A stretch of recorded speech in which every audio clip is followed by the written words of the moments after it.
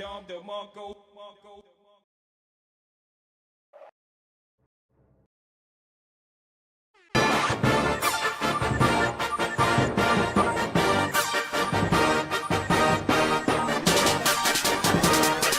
damn it, I'm rich. I'm fly. I'm a real swagged out, pimpin' kind of guy. Stacking my guap, making my change.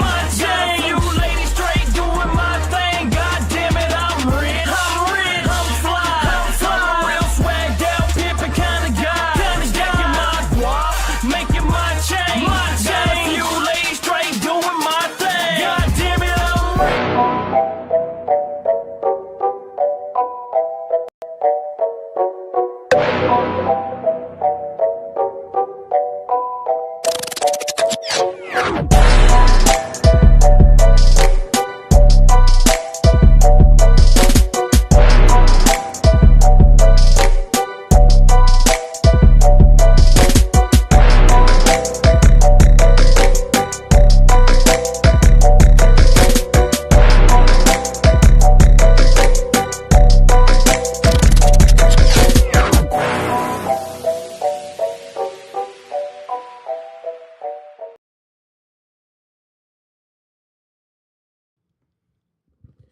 Ladies and gentlemen, make sure you tune in for Boys Club, followed up with Ladies Night, where we have some of the greatest conversations about dating in the common world we live in today.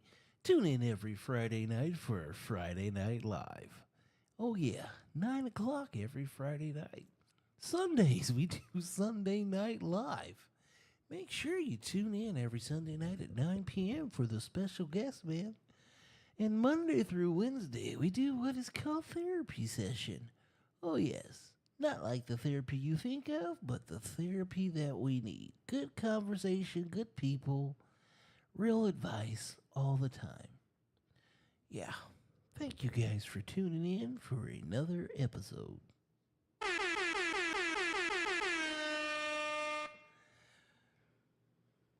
Welcome to another episode of No Cap Reacts. I'm your man Bailey. And we are now live with another episode of Therapy Session. Thank you guys for tuning in. We definitely appreciate it. Did y'all see there is a beautiful young lady behind me? So we do have a special guest. I can see her smiling from here. We are going to have another wonderful night. She was actually here just not too long ago. And she decided to make a comeback. Yo, what's up? And I'm back. So she is back in the building. So without further ado, Here comes the money. Here we go. Money talk. Here comes the money. introduce yourself. Hello. My name is Martina. I am a entrepreneur. I'm excited to be here and just kind of get into some things, some conversation. I enjoyed our conversation last time too, and the little bit that we had that was kind of not our main topic. So I'm excited. Well, welcome back. Get over here! Scorpion. All right, Sounds so good in Mortal Kombat. first of all, it was. Where can they find you at if they want to find you on the internet? I am on Instagram at Martina Nicholas _ MartinaNicholas _. And then that will kind of link you to all the other platforms. We have Instagram, TikTok, but everything should be able to be reached from the link in my bio from that main page. And did you reactivate your OnlyFans? No OnlyFans. Never had one. Didn't reactivate. Okay. All right. Coming for me all right. already. I'm not. We're not gonna do that. I don't do that. OnlyFans or coming for me? Huh? You said you don't do that. I said OnlyFans or coming for me on the show. Never did OnlyFans, and I'm not coming for you. Okay. No, we have fun here. We do. All right. Well, thank you for coming back yet again. Yes. Now, tonight is different because it's actually all about you. You do things in life that, most people don't do. You are a very accomplished young woman. You've had trials and tribulations, but you continue to strive, push forward, and make the best out of every situation. And in having a conversation with you last time, a lot of that kind of shows, and it came out. So it was like, you know what? She definitely deserves her own night to really show who she is, what she's about, and what she does. So that's how you end it back on the couch. Well, thank you. It is always nice to. It is always nice to be perceived in the way that I want to show up, or the way that I am showing up. So thank you for that. I mean, you also showed up as a little thug ass player too, so we might get into that later on. It's We nice might- to be perceived as the way that I am. We might get a little bit into that. These guys out here might need to watch themselves fucking around with you. You a heartbreaker. No. Yeah, okay, Not at all. You steal souls and put them away in a nice little basket or box or You know something. what's crazy is there are more than a handful of men that have asked me if I'm like a witch and do things like that. And I'm like, no, I'm actually She not. said more than a handful. Yeah, That's oh, what do you mean by Yeah. this? Do you practice this? I'm like, who are y'all coming across? Shit. What the hell you be doing to these niggas? Good lord. I mean, nothing. This is like, even without meeting them, they'd be like, oh, are you this? Or first conversations type of stuff. I don't know where that comes from. Maybe because I wear crystals and Yeah, wear crystals. That's what it is. It's blame it on the crystals. I haven't figured it out I yet. don't know. Usually the crystals, those. I feel like it's the opposite. It's positive. No, it's not. I'm gonna give you the real thing of how we think of you women with crystals. It gives us two. It gives us two different outlooks on you. Okay. Okay, either you a super freak, or you are big into your. Let's go hug a tree. Oh my God, we That part. gotta do yoga in front That of the part. running water. Yep. Turn on the water hose, at least something. Oh, we're gonna have our fig Newtons with our lima beans, and make sure you put your vinegars and oils on your salad. Don't eat anything Yeah, it's very Drink much your that. alkaline water and chakras. As I have them tattooed on my arm right here. Read me for Phil. So, and the crazy part about it is both of those pretty much go hand in hand. You get one extra of one of those than the other, but 9 times out of 10, both of those things usually run true. Yeah. And that's the end of the podcast. We've got her figured out. No. That's the quickest way you've ever seen. All right. So, first and foremost, where the hell you from? I am originally from Chicago, Southside Chicago. Chicago too? Chicago, yep. Oh What do you mean my. Chicago too? That adds on. You know how many people I had on this show from fucking Chicago? I believe it. Probably Chicago, Detroit. Chicago, Detroit, Philly. Oh, Philly? Oh my Okay, God. Philly. The Midwest, period. It's cold.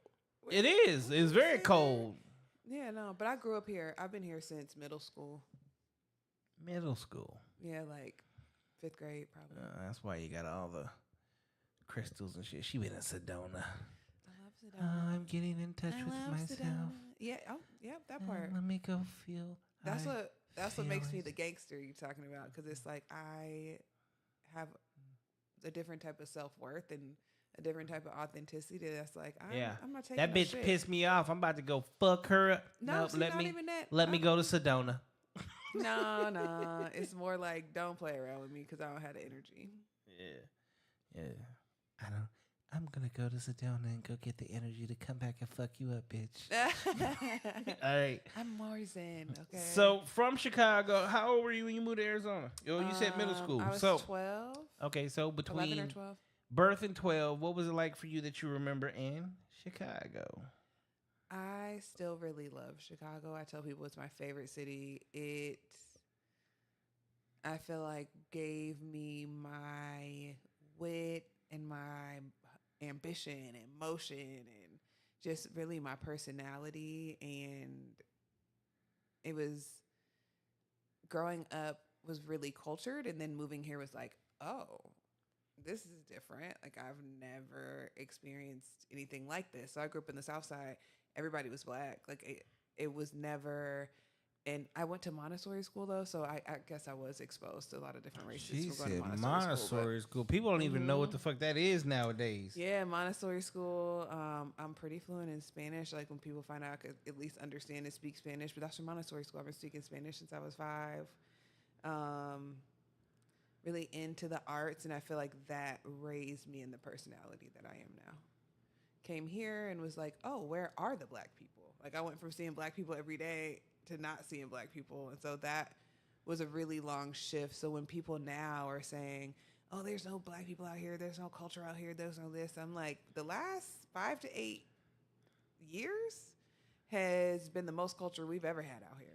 Here's the thing. That's not even like, it's not even true. Not remotely true. Because when people say, oh, there's no culture out here, it's like, what do you think is supposed to happen? Like, there's supposed to be black events every day? But that also lets me know, like, you don't go outside because there actually are black events every fucking day. Right. Now, it's not like where there's millions of black people because the majority of the city is black. Right. We're not, you came to the Southwest where honestly the Latinos and the, like, they reign supreme. Like, there's not even majority white here. Yeah. You got natives and you got fucking Latinos out the ass. Yeah. Everybody else is like, there's a little bit there and there's a little bit there. Right. Like, and our city's so spread where's out. your Asian community? Where's your African community? Like, the fact that people, oh, there's no culture there. Yes, there is. As a matter of fact, you have whole nightclubs, multiple. Yeah. Downtown, Yep. Tempe, fucking even Scottsdale, Westgate, Chandler, and Gilbert, that predominantly only black people go there. And they used to be the ones up north. What? You had, what's the name of the damn restaurant? Bobby Q's. Oh, dang. All these Yeah, I remember different Bobby things Q's. that Dang. specifically cater. And the thing, I've only been here for 15 years. So if I can name places, what, the one in Chandler on Arizona Avenue, right there at the corner of Arizona and not Elliott. What's after Elliott? You started talking about the east side, you could be talking about a whole different state from Yeah, me. that's I grew up in the West Valley. There so was I'm like, I two. don't know. There are two clubs, and they weren't even far from each other. Oh, okay. Both of them in shopping centers. One off of Arizona Avenue, and the other one was like, you go right on Arizona, and it was on the left hand side if you're heading south, right? But again, only black people. The Sandbar. Oh, I used to love Sandbar at Desert Ridge though. That one wasn't the one. I ain't but gonna that lie. one at Desert You know what? Ridge was always I lit. love the one. I love when I did go, because I don't go out, but I've been to the one in Desert Ridge. You know why? I ain't gonna lie. As a nigga, the only reason I love going to the one in Desert Ridge is it was pretty much guaranteed you was gonna get a snow bunny sugar mama. That's fair. That's actually really fair because back when I used to go, I had a couple of friends and I would always be like, you stay leaving here with a cougar, and I love that for you. Like, Yeah, go off. You definitely gonna get a snow bunny sugar mama that's gonna be 10 to 15 years older than you, and she gonna look good. We used to have a running joke because there would always be one or two random unks there, and they would be like, "Oh, you already know he coming in for the kill. Like he gonna be the one talking to you." And I'm be like, "Okay, whatever. I'll give him like the time of day. We just out hanging out." Grab a We couple just out back when I having used to drink, fun. have a couple drinks, have a couple dances, but they loved that. They ate that up. Martin Luther King, they have their parades. Black History Month, they had a parade. They have so much different shit that goes on. So the fact that they say that, there's no culture here, that just lets me know you're not actually outside. I see that on social media often. I'm like, that's because you're on your phone. Yeah. You ain't nowhere. You in the house on your phone. Or you're looking for ratchet shit. That's true. Yeah, I feel And like- there's plenty of ratchet shit out there because we all know like the hood clubs. Yeah. We all know if you really want to get some ratchet shit, go to Encounters after when they close. Yeah. Go hang out in the parking lot. Right. Okay, you can get some ratchet shit and get some dick or some pussy. Yeah. Like Fair. there's all these different places that you could really go that's gonna get you involved into some things that ain't about nothing. Right. Now, when you want to talk about culture, great. Then let's talk about culture. Let's talk about Miss Whites, where you can actually go to a black event and eat true soul food. Yeah. Let's talk about downtown Phoenix and the parks that they have in downtown Phoenix, which is predominantly black, and they set up all these different, and the city puts it on for you. Yep. That happens also in downtown Chandler and downtown Mesa. But guess what? They also do it for the Latinos and the Asians. And, well, the white folks always got whatever the fuck they want. So we're all good. So the fact that you say there's no culture, well, actually, there's a ton of culture. What you're saying is you don't have the same thing that you had in the city that you left, which is where I say you left that motherfucker for a reason. Yep. If you miss the culture so much, take your ass back. That part. So, your childhood in Chicago, As I've continued to grow, it's like, okay, my childhood was not what I thought it was. what'd you Which I think it a lot of was? my childhood was privileged, or up until a certain point. Like, my mom made really good money in the 90s, and so we went on family vacations. I've been to a lot of islands, like before we moved here, because it was cold in Chicago, so we would take a couple weeks, go on a trip. But my parents were emotionally unavailable, and my dad was an alcoholic, so the things were what I was getting, but the time and the emotional stability and regulation wasn't what I was getting. And I didn't realize that until being older and being like, okay, what? You have these issues from something. Oh, you didn't learn how to regulate your emotions from your parents. You didn't talk about these different type of things. And so I was able to do some things. And, but yeah, my parents separated when I was 12, and then from there, it just got more strenuous financially for my mom, even though she was mainly the breadwinner. So it went from like privilege to like Underprivileged? yeah, very much single mom. And I was just talking to a friend about this morning, that I am grateful to have experienced that, though, or to have lived them both, to be able to have an experience from both sides, I guess, is the best way to put it. Okay. So, I do have a question, which is going to it's going to change the trajectory of the conversation a little bit. Absolutely. But you said that your parents separated at 12 years old. So, what you realize is that you didn't have what you think you needed to make you more emotionally able to control your emotions, right? Yeah, to a certain extent. Okay. Now, as a woman, here you are in your whole grown age now. Are you still emotional?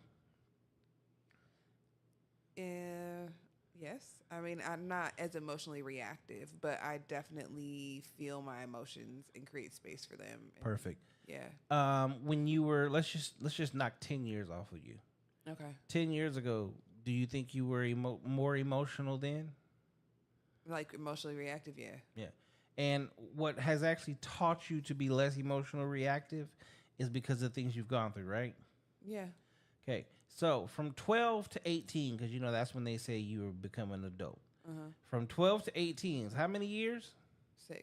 All right. So you had more years with both parents and seeing the emotion of how a man is and the emotion of how a woman is together than you saw with them not together. Would you agree with that? Kind of. Like, I don't remember my parents.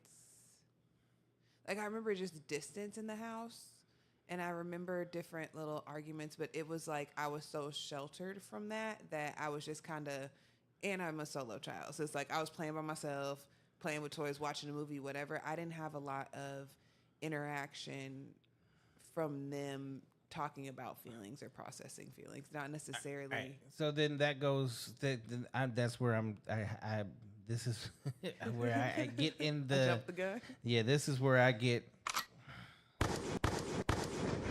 into the shits. Okay, let's All right, do it. so like, when do parents sit down and have conversations with their kids about emotions? Back then, nobody did. Okay, I think that's because a even to generational this thing. day, and it's not a generational thing. Okay. As I'm a parent. Yeah. I don't sit down and have conversations with my children about emotions. You know why? Emotions is something that, whether we like it or not, one, we learn from our parents by watching our parents, not by what they tell us and talk to us about. Like, that's what happens. That's where the structure comes in from like birth to like 5. Right. Because from 5 till 18, you're actually out in the world experiencing things and learning how to process things and become like who you are within yourself. So regardless, like, you can't really talk to your kids about emotions because, well, I can only feel my emotions. I can't feel their emotions. Now I can ask you to explain to me what you're feeling, but like at the time you're 12 years old, you can't explain that shit any fucking way because at 12 years old, you're also going through like puberty at that time. So your emotions are all over the fucking place. Yeah. By the time you kind of get a grasp of what emotions are and how you should feel, that's usually when you're graduating, you're going to college, which is why so many kids fuck up. Because that's where they're learning the true meaning of like emotions, love. You have your first real love. You have your first major heartbreak. You get your first major job. And guess who's still not there? Their parents. Correct. That almost felt like a trick question. I was like, wait, who's not there? Yeah. Your Yeah. parents aren't there. Yeah. So your parents don't actually teach you anything about your emotions. The world teaches you about your emotions. Now the accountability aspect of that is like, you've already taken some of it, right? But the accountability aspect of that is knowing and understanding, like, you have to figure out how to process this shit and make the change. I love it when people come and they say, and they have these conversations where it's, he wasn't emotionally available, or he wasn't this, or she wasn't that, and everybody's like finger pointing, but it's like, you do understand, like, these are your emotions. When I hear somebody go, well, it's because of what you're doing that made me feel like insecure, okay, or it made me not have any self-worth. Can I explain something to you? It's called self-worth. You control that. You control your emotions. You control your outbursts. You control the way you actually act. See, you are now in tune and in touch with who you are because you've taken the time to pay attention to yourself. And, well, just based off the last podcast, and we'll get there too, you've gone through some shit. Yeah. And going through some shit, doesn't that teach you how to process shit? Yeah. Doesn't that make The you quickest way. change your thought process? Yeah. Doesn't that make you more accountable for your actions? Hopefully. So here's the crazy made part. me, For but- most people in life, we can all agree, most people don't truly become accountable for themselves until they start to go through shit. Yeah. And you have to be drugged through the mud to realize that, oh, I'm worth so much more. Oh, I'm this. Oh, I'm that. I could do better. Right? And parents as a whole, honestly, even as a parent, you know why I can't teach that to my kids? Why? Because I love them unconditionally, and to me, they can't do any wrong. So if you can't do any wrong, what can I really do to, like, we chastise our kids when they do shit you're not supposed to do. We just know you're not supposed to do that. Yeah. But when it comes to like your emotional availability, unfortunately, I'm gonna coddle you in such a manner that most cases it's healthy because that shows love, but it's unhealthy because it doesn't teach you how to process your emotions with other people. Yeah. And that's where life has to happen. Yeah, it'll snatch you up. Because when life snatches you up, it's a different hold. And you have to learn because you have to navigate, which is why, the richest of the rich, what do? Even to this day, they send their kids around the world to go travel. Oh yeah, you grew up in England, but go to school in fucking China. Go experience like the world. Go experience actual shit. Why? Because the more you experience, the faster you grow up and become who you're supposed to be. Yeah. And you figure out what you should be doing and what you shouldn't be doing. Where you're at in life and where you're not at in life. You get to see the ups and the downs that so many people also go through, that you go, okay, I don't need to make that mistake.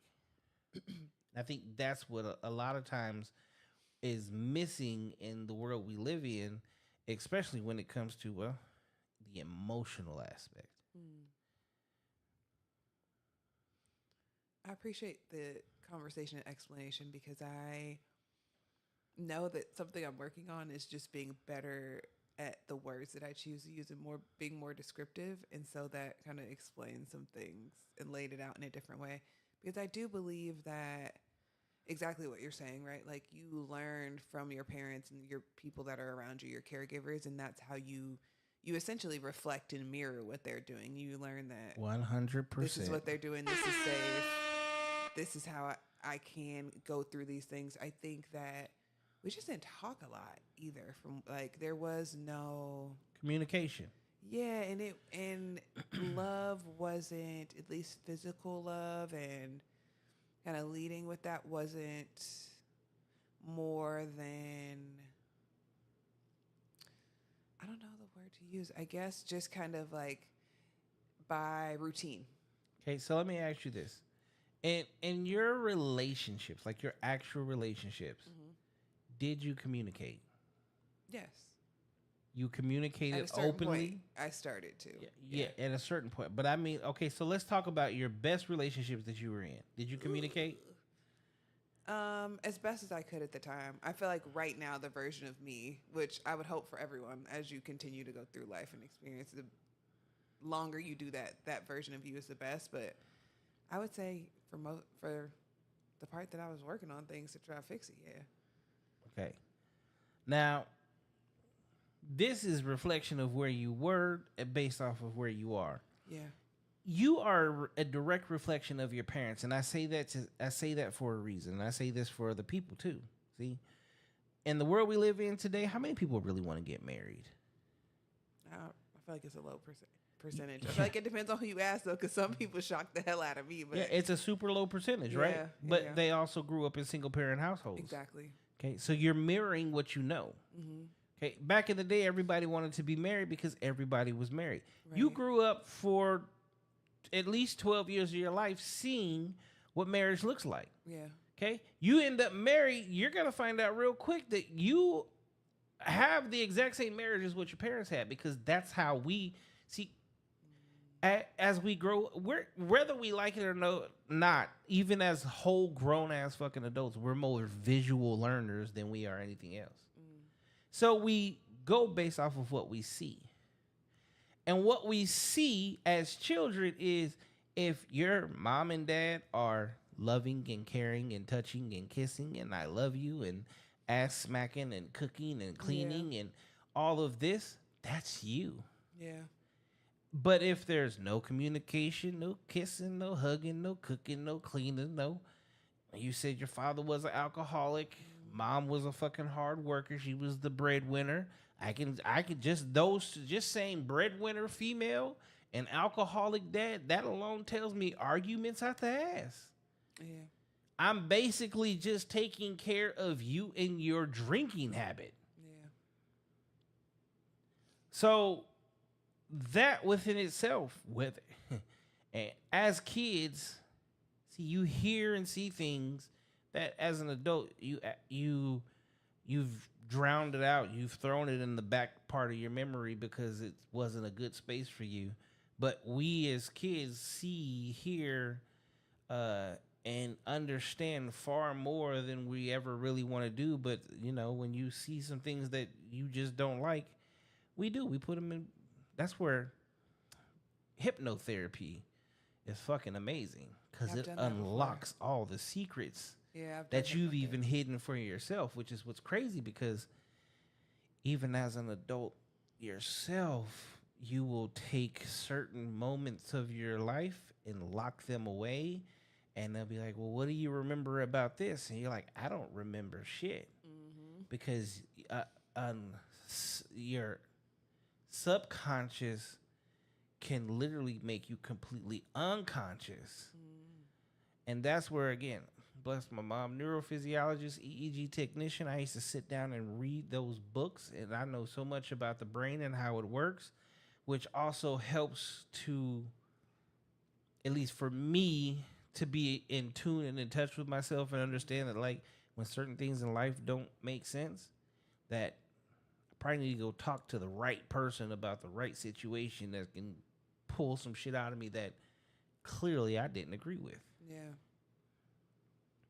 So, 12 years old, parents get divorced. Obviously, you come to Arizona. What's Arizona like for you in your adolescence / early teenage years? That's a good question. So I was here already when my parents split up. So I think that was interesting to have them split up and live in different places. And then my dad eventually moved back to Chicago. He went back to the rack. He went back. He went back. My granny was still there, and she was taking care of her brother-in-law who had Parkinson's, and she was older, so he went to help with that. It was interesting. I feel like I am and have become the type of person that can be friends with anyone. Besides the fact that I'm a hairstylist, and you kind of just learn to talk to people, ask questions, and communicate, but because I grew up here and we moved around a lot, like every couple years, maybe I wasn't at a different school, but maybe a different house or just renting houses and things like that. So I had so many different groups of friends. Like my first group of friends here were, I feel like looking back, we were just kind of in middle school. Like we didn't know what we wanted, who we were, whatever. We were just hanging out, and I was hanging out with them because they're nice. One of the girls had a pet pig. Like, it was just something I had never experienced. And one of the other girls I hung out with was like a skater, and we used to ride bikes. Like, it was just kid shit. Like, just hanging out with people because they're around and they're available and you find them nice. And that and being outside, I feel like I'm still a nature person. That really came from both places, but I think being out here, really enjoying the heat, having more time, the mountains, like things like that, I really enjoy. So I think my love for that definitely came from moving here. All right, high school. What was high school like for you? I didn't like high school. Why not? I didn't feel seen. And I think that a lot of that was my own issue, and it was easier to not be. But I also went to high school where I think all the black people at the school hung out together across 4 grades, and maybe there were 30 of us. So, okay, here's a question that maybe, how tall are you right now? 6 foot. Okay. How tall were you in high school? 5'10", probably. So you were the tall girl. Yeah, always tall and skinny. Okay. So how many guys tried to holler at you in high school? None. Okay. That maybe one. I dated one guy in high school. Okay. That's So it. when we like break it down, do you think that you weren't seen because at the end of the day you were in high school and for the most part you were just as tall as all the niggas? Maybe. I never thought about it. Because high school is where we really hone in on what it is we like as men, which usually short and thick is so. And you're tall and slim, Yeah. so you already had the model frame, right? And that wasn't. You was basically Tyra Banks and Naomi Campbell. That's fair. Yeah. I'd never thought about it this way. And when you think, I want you to really put this into like really think about this. Yeah. Tyra Banks and Naomi Campbell, they talk about the high school years. They got no attention. Nobody cared about them because they was also tall and thin. Yeah. You didn't fit into what black culture looks for in a woman. Right. Yeah. And then, well, like you said, there's only 30 of you. Right. So there's not enough of you to really make a difference. There's enough of you for you really to fuck with. Yeah. Okay, then you can't go fit in with the Latinos because more than likely you didn't speak Spanish. I did though. You did? Yeah, I did. But Was there you wasn't a lot- fluent in Spanish in high school? Yeah, pretty much. Okay. I've lost a lot of it, but as much as there was a Latino population, I feel like it was more white kids at our school. Yeah, well, than I was gonna anything. get to that. Yeah. Okay, then you're gonna have the white kids. See, high school, every high school, I've been to a couple of them.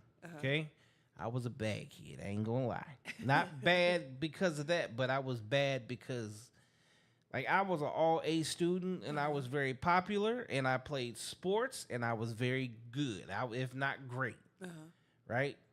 But because of that, you get a lot of haters. I wasn't a gang banger and I grew up in gang banger city. So I was fighting a lot. Yeah. But to protect myself and to really prove, like, leave me the fuck alone. You kind of had the exact same thing minus the fighting aspect. You was just fighting to be seen, Yeah. not knowing that it's not your scene. Yeah. So if you think of your life as a movie, you always are going to have that time where you are the main character, and then you're going to have the moment where you're just part of the cast. That wasn't your main character moment. No, high school was definitely part of the cast. Definitely part of the cast. High school is the best time of your, like, everybody's life because it's the last time that you have true ultimate freedom. You're right before you're an adult, but you're right at the end of being a kid. Yeah, high school was not my jam. And she's like, fuck that. Did you play sports? Basketball for a couple years. Did you enjoy it?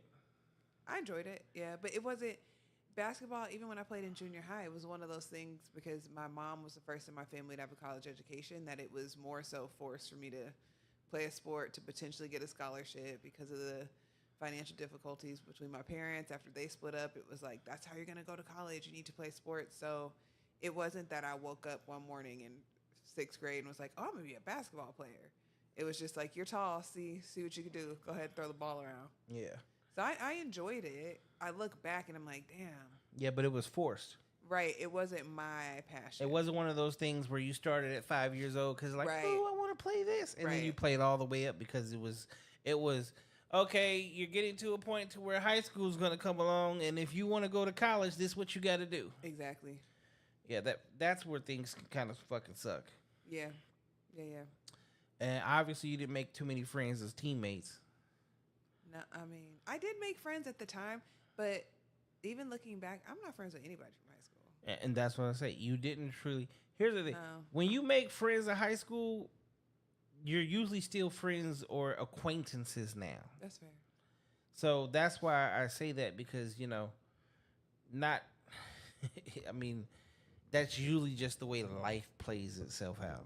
Yeah, Because you're yeah. going to have that one or two people that is like, yeah, we've known each other since high school. The people I know since high school are my cousins because we went to the same school. Those are my riders. We locked in, but everybody else. All right, so you graduate high school. Uh-huh. How tall are you at that point? Probably still 5'10". I grew another 1.5 inches between like 24 and 26. What the So hell? I was like 5'11". Late blooming ass real motherfucker. late. Yeah, I was like 5'11" through Shit. high school, but I was 5'10" from probably 12 to 24. Well, I got news for you. I've been 5'10" since I was 12, and I'm 45. Yeah, see? Okay, I've not got. There's no more growth. So be glad you got I something. appreciate it. All right. What got you into modeling and when? That's a great question. The same conversation about not being seen, really. I feel like that was something that I wanted to work on in myself. Being okay with being seen, for one. And it was always that, oh, you're tall, you're pretty, you're thin, you should model. That came up for a lot of time in my life. And it took me until my 30s to really be like, damn, okay, you're right. Maybe I should. I started modeling probably 2 years ago. So at 34, Okay. So, coming out of high school, did you go to college? I went to community college for a semester, Okay. and then Where I did went you to beauty think school. you were going to be at in life? I wanted to be a pediatrician, actually. A pediatrician. Pediatrician. I Thank used to- God you chose not to do that. I want you Why? to- I'm just envisioning bad knees and a bad back. All the That bending part. over. Okay. Hey, how you doing? Yeah, little especially at my kid? height. But Yeah, exactly. yeah, that's fair. No, You did- She's like, damn, I didn't even think about that. I wanted to be a pediatrician for a long time. I think because my pediatrician, I loved her in Chicago, at least. Okay, so what made you not go into that? I couldn't stand blood anymore. Like overnight, I just couldn't do it anymore. My- Who did you beat up so much? Nobody. I'm that- not a fighter. I've been in like one fight my whole life, and I Yeah, you started saw it, some but I didn't blood start it. somewhere, and you was like, "Fuck that! I'm not doing this shit no more." I worked at this pizza place. Pizza, please. You and saw some marinara? No, somebody That's would too cut. much. They would cut themselves or do something. I'd be like, "Oh, I'll patch you up," and somebody cut themselves, and it was too much. For me. Literally overnight, couldn't stand blood no more. Like if you had a nosebleed, I'd be like, like I can't do it. But yeah, that my dad passed away when I was 18, and so it was just my mom and I at that point, and it felt like I was gonna go to U of A, and then I wasn't. It just that was the July before school started in August, and I was like, I think I just really need to be home, and so I ended up going to beauty school. I was actually married at 19. Was married for like 3 years. Yeah, and see, none of this shit came out in the last podcast. It wasn't about me. Yeah. My ex-husband, he was like, why don't you go to beauty school? Because I kept wanting to work 2 jobs, and it just wasn't working out. Like, the second job would have me on for a couple weeks, nothing would happen, and I would style my own hair just out of necessity, and he recommended it, and I've been doing it ever since, so shout out to him. 16 years later. He made a good choice for He you. did. Shout out to him. See, and sometimes having a good man with that actually got some leadership abilities. Honestly, if I look back to 19, to me personally, was too young for me to be married. If anybody else wants to be married at 19, and for me, 19 is Here's too the young. crazy part. You sit here and say, looking back, you was too young.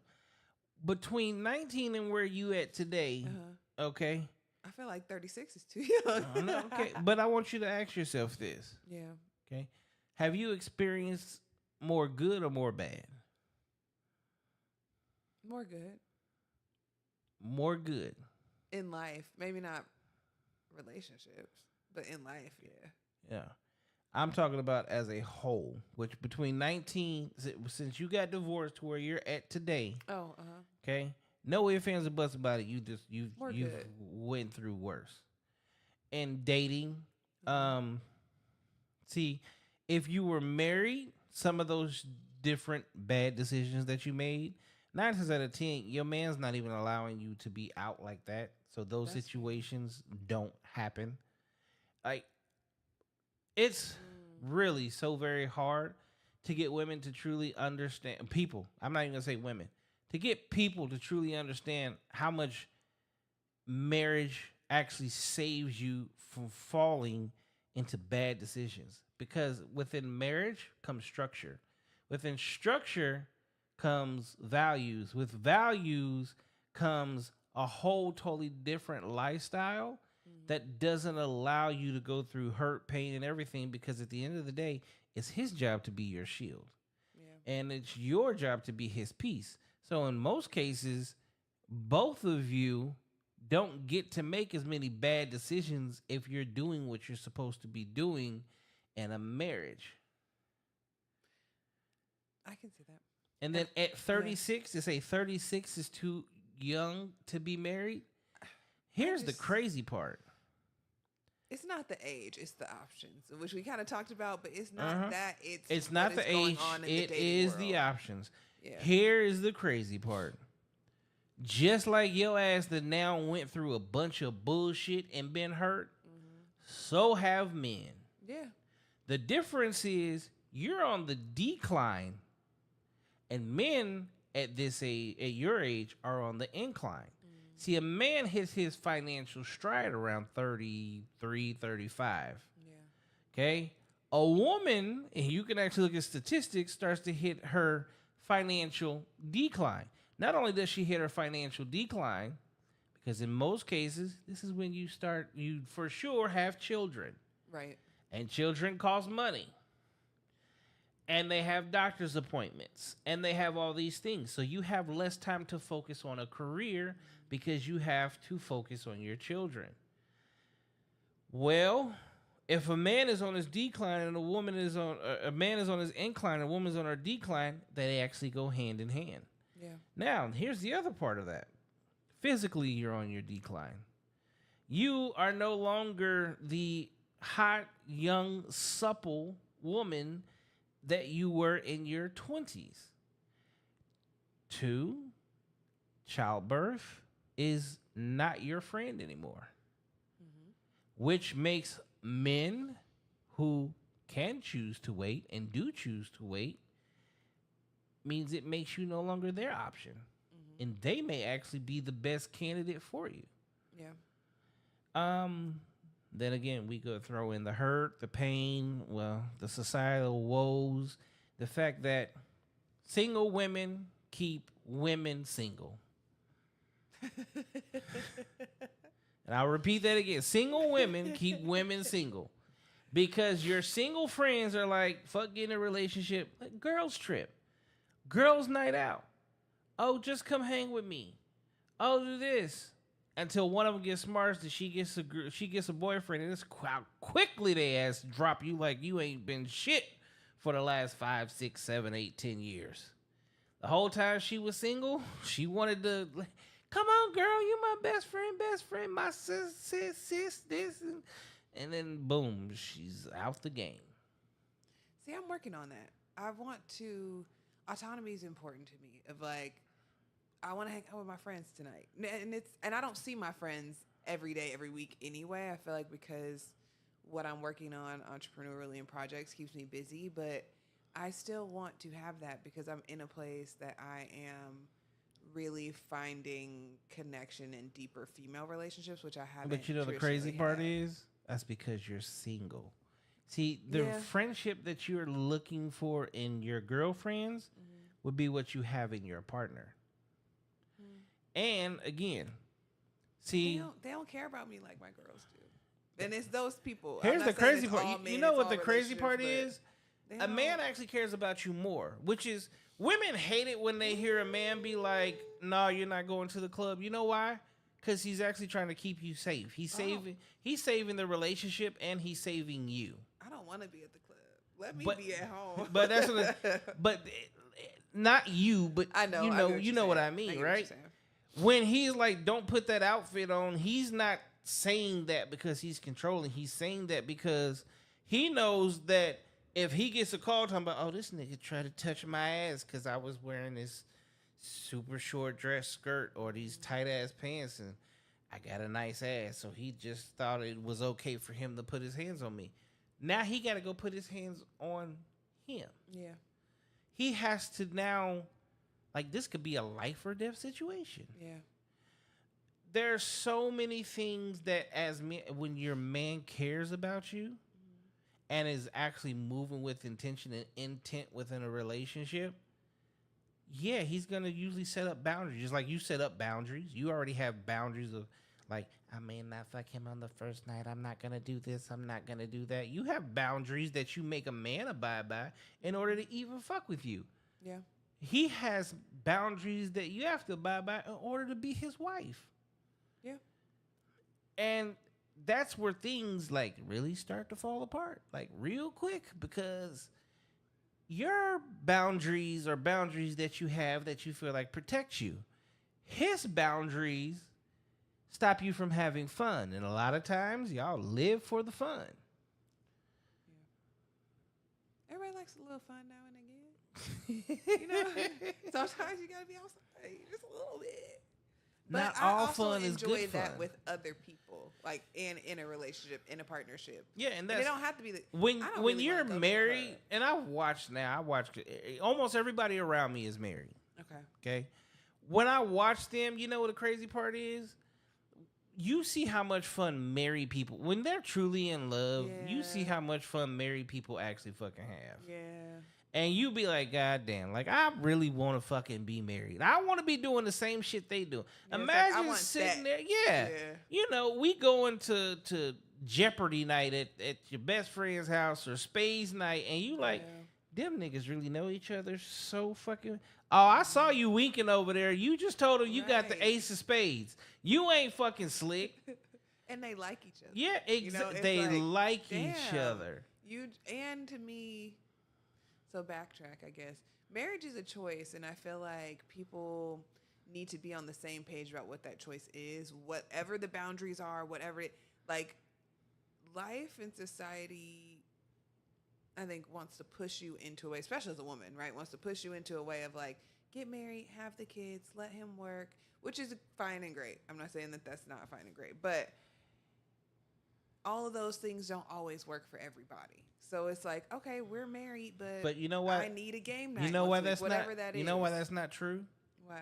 So going back to what I was talking about earlier, like the way you grow up, the way your parents interact with each other is usually what you're gonna mirror. Yeah, those things. See, back in the day when everybody was fucking married, Yeah. 1910s, 20s, 30s, 40s, 50s, 60s, everything, even from the 1800s back.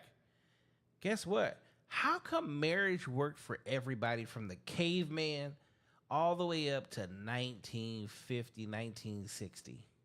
Feminism. But then after that, Feminism that, is my answer. yeah, feminism is the truth.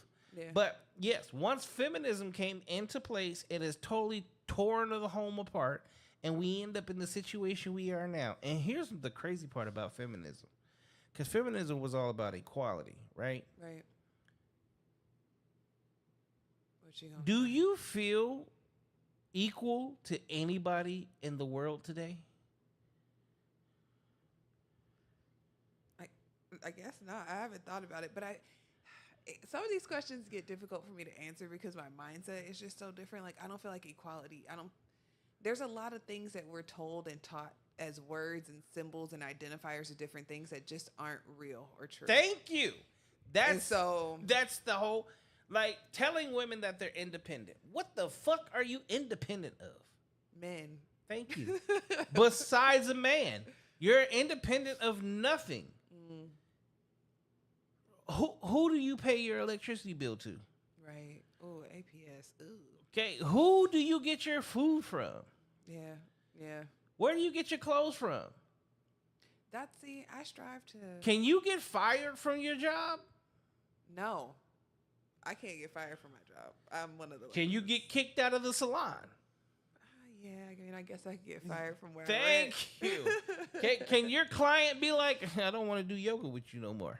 Yeah, easily. So you're not independent of shit. Yeah. You're actually so codependent and so dependent on everything around you that saying I'm independent is literally like La La Land. It's a fucking hallucination. It is so far from the actual truth that it shouldn't even be spoken. Because the only thing you're saying you're independent of is a man. That's it.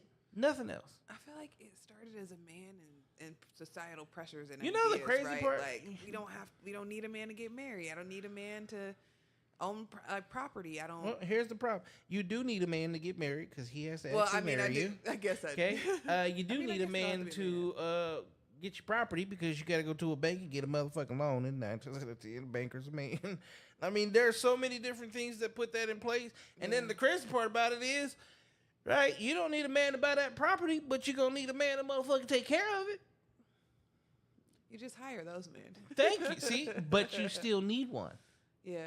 See, you the don't need world- the relationship dynamic. See, here's the I guess is thing. you don't need to be married. No, because to of have those technology and the way we choose to use our resources, it has made the world you live in oblivious to you, meaning you don't understand that you do actually need a man until you need a man. Okay? let somebody bust through this door right now, but I just sit here. Don't try to protect you. You in my shit, but I choose not to protect you. And I look at you and be like, you're not my girl. How would that make you feel? I wouldn't even know. I'd be like, damn, man. Yeah, you just gonna Of let them? course. They just gonna let them have their way with me? Of course. You're not my girl. At least pass me a weapon. You're not my girl. Okay. Yeah. So then you have to do what? Dial 911. What's the likelihood of a woman showing up? Probably 30%. Like Low like that. 18%. Okay. I'm shooting. Maybe we got more people.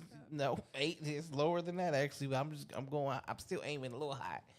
Okay, there's a fire in the house. I look at you and be like, I'm faster than you. I'm saving myself. You gonna look at me and be like, motherfucker, you're not a man. So you dial 911. The likelihood of a man being a fireman? 90%. Way higher than that, even, right? Higher than that. Okay? This electrical grid that we have, who created it? And who Probably built a black person. And who built it? Probably black people. But Okay. were some of them men? Yeah, All right. sure. Men, right? Yeah. Okay. Farmers are typically known as men or women? Men. Construction workers are typically known to be? Men. All right.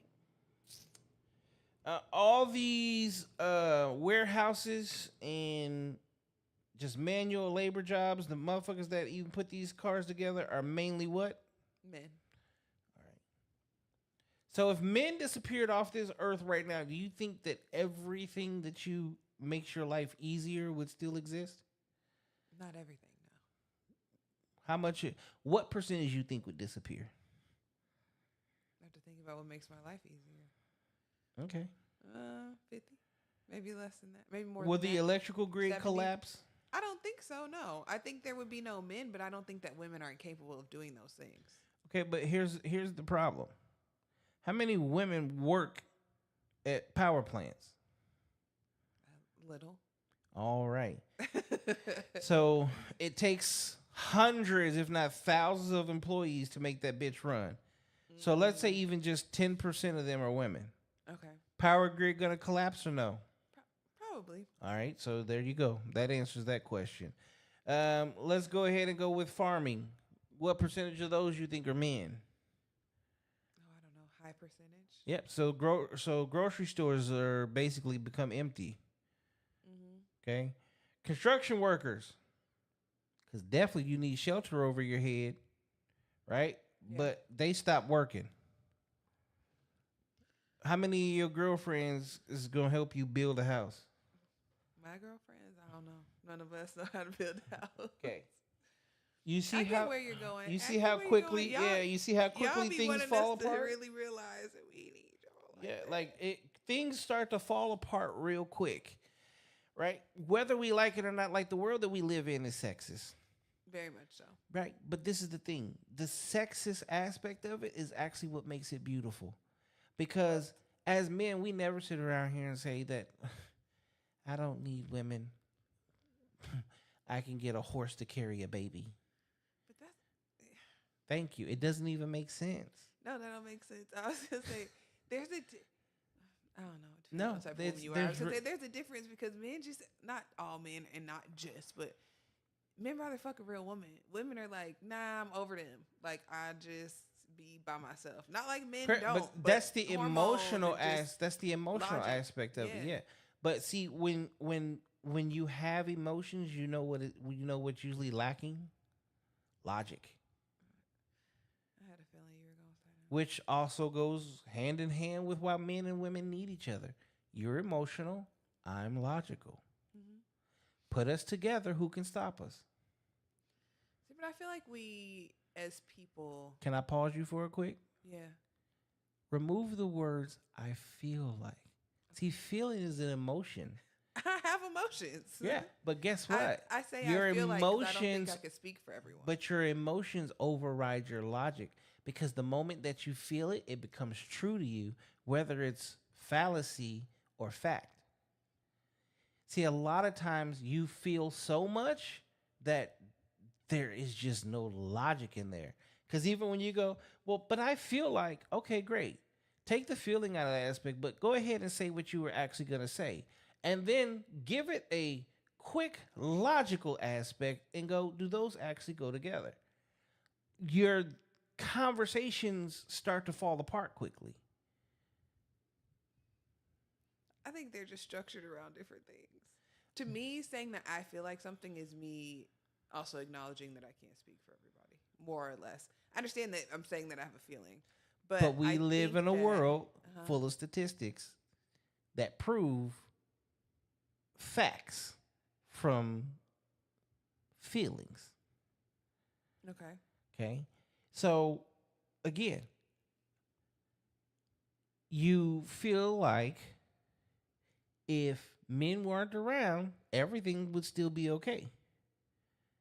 But when I turn the actual statistical facts on and go percentage of this, percentage of this, percentage of this, percentage of this, would this continue to happen? The logic, the facts of the situation is no. It would turn the world totally upside down. Mm-hmm. It's kind of like the conversations that are had a lot. You know, we got flat earthers, right? Yeah. Everybody say that the world is flat, but then you got NASA and everything else telling us the world is round. But they are also the ones that created physics and everything else, right? Right. So if the world is going as fast as it's going and it's round, and the fact that we know that 70% of the earth is water, the trajectory of the speed that we travel, the fact that we have water, which also would have to spin at the exact same pace, but we have no, like, it has gravity. So what would actually be holding water to the planet as opposed to water leaving the planet? Gravity? Is that what you're saying? But that's just it. Or are you telling me that the earth is flat? Is that where we're going right now? No. Okay. When, what I'm saying is just based off of their own physics, the Right. logic of physics, it would be physically impossible for us to be going at the speed that we're going, the world to actually be round, and for that to happen too. When you look at flight plans that have been created for all over since the beginning of time, right? Now it takes you from here to Dubai, like what, 27 hours, right? Sure. Yeah. But they're only supposed to be like 9,000 miles away from us. Okay? So if they're 9,000 miles away from us, and the entire time you're in the fucking airplane, in the air, on a curved surface where the world is also spinning, couldn't you actually just create something that just goes straight up and let the world spin, and then you drop down when you get to the location you need to be at? Essentially, I guess so. I mean, that's what. Doesn't That's- sound like it wouldn't work. Okay, but why doesn't that work? I don't know. Why doesn't it work? That's the problem. Like, I don't know. That within itself, like, you can't even answer that question. Because nobody's invented it yet. It's not. What is there to invent? The world is supposedly spinning. But it's not When you spinning jump, so fast. here's the thing: if the world is spinning and it's spinning like all this so fucking fast, but we don't have no motion sickness and we don't feel it at all, no ifs, ands, or buts about it. Now, if you get your ass up right now and jump, don't you land in the exact same place? Yeah. But we're spinning. But who said this? But because are we there's supposed no to be spinning gravity, fast? but because there's no gravity, that's why you come back down, right? So how does gravity hold water to the earth, but it doesn't hold us? Water and humans have a different composition for 200, Alex.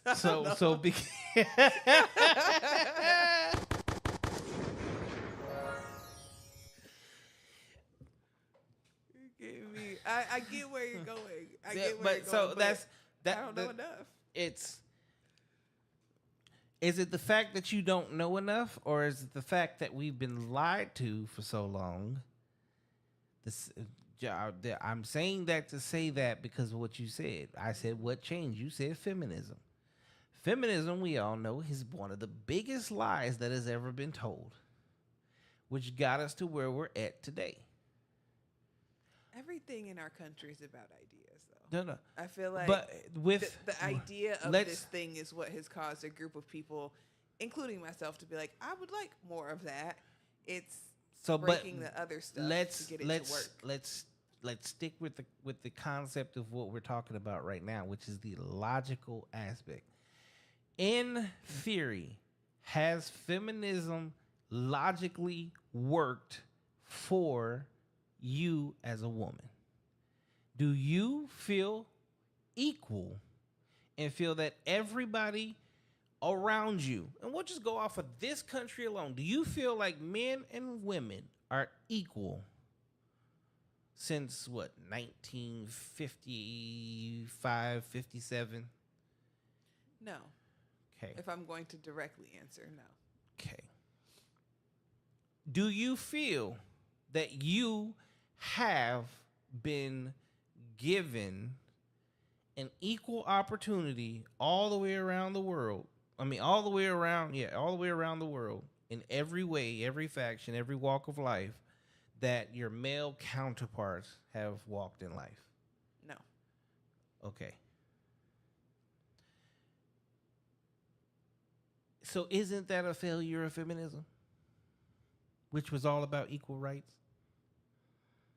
Yeah. Okay. So then my question would be, what rights do men have that you don't have?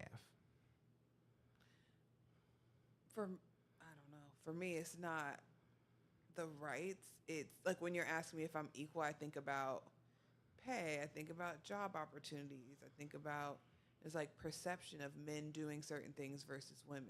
Now, you know the crazy part about that is, if you actually look at that, you get way more opportunities than men do.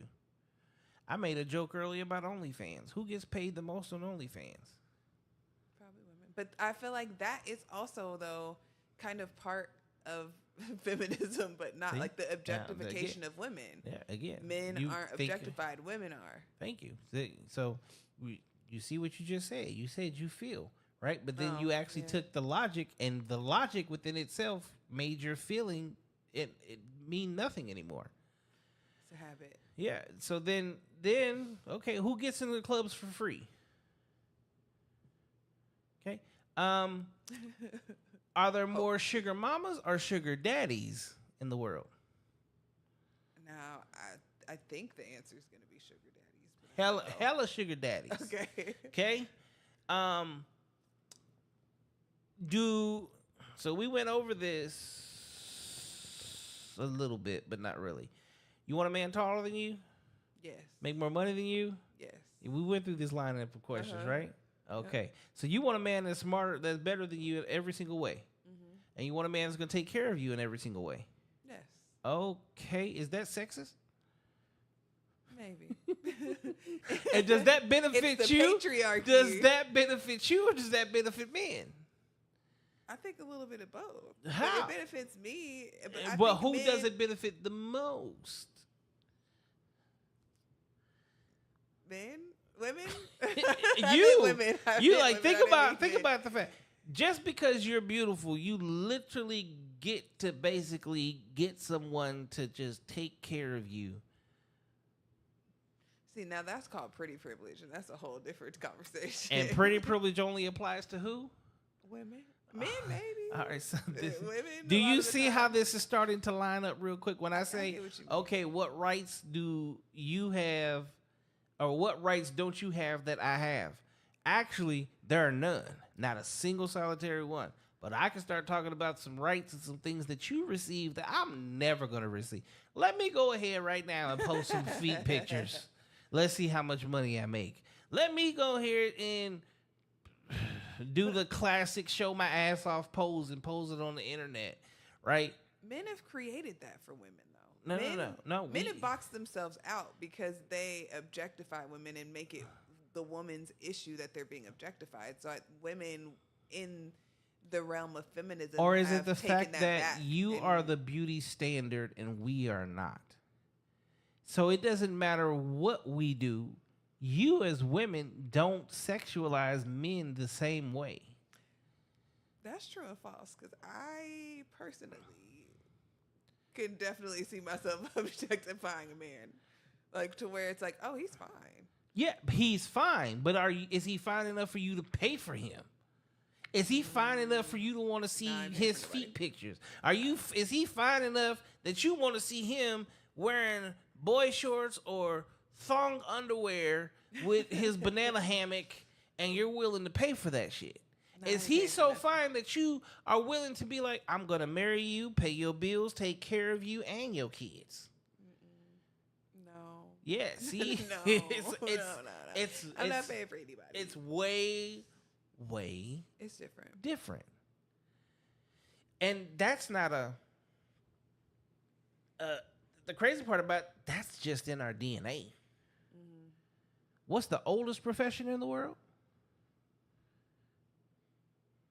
Farming? The oldest profession. What's the oldest profession in the world? I don't know what. Hoes. Oh yeah. Was there not hoes in the Bible? Yeah, I did Babylon, know that. harlotry, But see, this is what I'm talking about. DNA. A man created that. No, standard man for didn't women. create that. Men wrote the Bible. No, And the stories are God about men. The made Bible is not a women place for beautiful and desirable, and then He told us to go out and multiply. And then He gave us this gene inside of us that requires us to want to get some boom, boom, boom, boom, boom, in order for us to make the babies, babies. And we want to put babies in. And the crazy part, like, y'all don't even understand makeup. You do like realize like the makeup gives you. When a woman is turned on, like, and see, this is things that men don't really pay The attention face to gets no more. flush, and blush Your creates that. Thank you. Yeah. Blush creates the red lips and the rosy cheeks, right? So when a Yeah. woman's not wearing makeup, you can actually tell if she's turned on or not. If a woman is wearing makeup, she's always alluding to the fact that she's turned on a lot, which is actually fucking our current DNA and our senses and sense of preservation, which is why, like, one of the biggest things that people complain about, men no longer come on to women. Well, shit, we don't even know if you're into us anymore because we can't even see it. You all walk around wearing the face of a turned on chick. That's fair. Like you're walking around in heat and then always get mad because a man wants to fuck you. It's interesting how Our many men. senses actually are telling us she's in heat. Handle her. People Handle her. Like, think like the crazy part. Like, what? It's crazy how many men I meet though that are more opposed to makeup, especially now. But I think we're also in an age We don't from like years it. and We've years never and years liked of it. time of like women are also doing a lot. Way more than what we want. Yeah. And then we're doing it for ourselves. No, you're not. Fucking bullshit. Oh, don't So get me so started with here's the crazy part, and this is something that people don't even understand. See, when you as a woman are ovulating, you do understand that you become more, what's the word? You want to be out more. You want to be around people. You are more Yes, you get personable. more personable, more social. I actually Correct. You're way study a more lot of that. social, and you do understand. Like that's why so many chicks end up pregnant from one night stands. Not only are you at your social peak, but you're at your sexual peak, and you're also horny as fuck. Yeah. And surrounding yourself by men that may carry the pheromones, the masculinity, and well, just enough swagger to insert his dagger into he get to shoot up the club. Oh no. So Oh, it's no. literally a recipe for disaster Yeah. that people don't even understand about themselves, and it's all just natural DNA type shit. And the crazy part about it is like they teach us everything in school that don't mean shit, but they don't teach us anything that actually means shit. Like how we are, who we are, why we act the way we act, the things that we actually do. Really, you want to talk about sex education? Okay, let's talk sex education. Like talk about the shit that actually matters and what attraction really is and why we're actually attracted to each other, and how even the booger wolf of all booger wolves got 5 fucking kids because she becomes a super social, personable person that's in like showing the best version of who the fuck she is for the next 3 to 5 days, and then all of a sudden she meets Tom, Dick, and Harry, and she lets all of them shoot up the club because she's at her peak. And them niggas is like, we can smell. Whew, yeah, she's ready. Yeah. And they shoot it up. It's terrifying. And because, here's the other part, because she is at her peak and she's also horny as fuck, and then you throw in a little bit of alcohol, well, her reservations are way down, and she doesn't take all the precautions she may have taken just 3 days for previously or 3 days afterwards. It's a recipe for, and guess what? None of this has anything to do with sexism. None of this has to do with feminism. And none of this has to do with the patriarchy or the matriarchy. It has to do with the fact that this is literally in our DNA. Yeah, evolution. And until we start to actually just pay attention to what our DNA says, like, we just really just dummies. So I guess backtracking even about me, what I do, who I am a curl specialist, but I also am a yoga and meditation teacher. And with that, I have become so much more in tune with my body in general. Even the way I eat, like I'm organic, vegan, gluten-free, I eat anti-inflammatory, like I don't consume plastic. There's so many little things that I do to be the healthiest version of me, but bringing together the emotional reactivity and then also what we're talking about is cycle syncing is a lot of what I like make content about and what I'm working on right now, because I feel like exactly what you're saying. People don't know this information. People don't know, like as a woman, I am like half homebody, half outside. But it's like, oh, I want to be outside during my ovulation phase, during my follicular phase, like during these times where I am more social, where I feel the best about myself. My skin is glowing because my estrogen is up or my hormones. Yeah, y'all don't even realize I'm at home just cleaning like a motherfucker. Wow, I just want to clean. Right. Or I could track back. I want to cook. In probably all of my relationships, the emotional outbursts I have and reactivity to my luteal phase or my period in association with just different hormone fluctuations. And I think people don't realize that and really have that awareness of like, because when I'm aware of it and because I do all the things I do, I'm like, girl, you tripping. You're tripping. Or maybe you're not, but you wouldn't react this way if it was next week. So is it something you want to talk about now? Is there a good way to talk about it? Yeah, here's the crazy part. Also, if men actually paid way more attention and really knew these things because they were taught these things, a lot of relationships actually would never end. Yeah.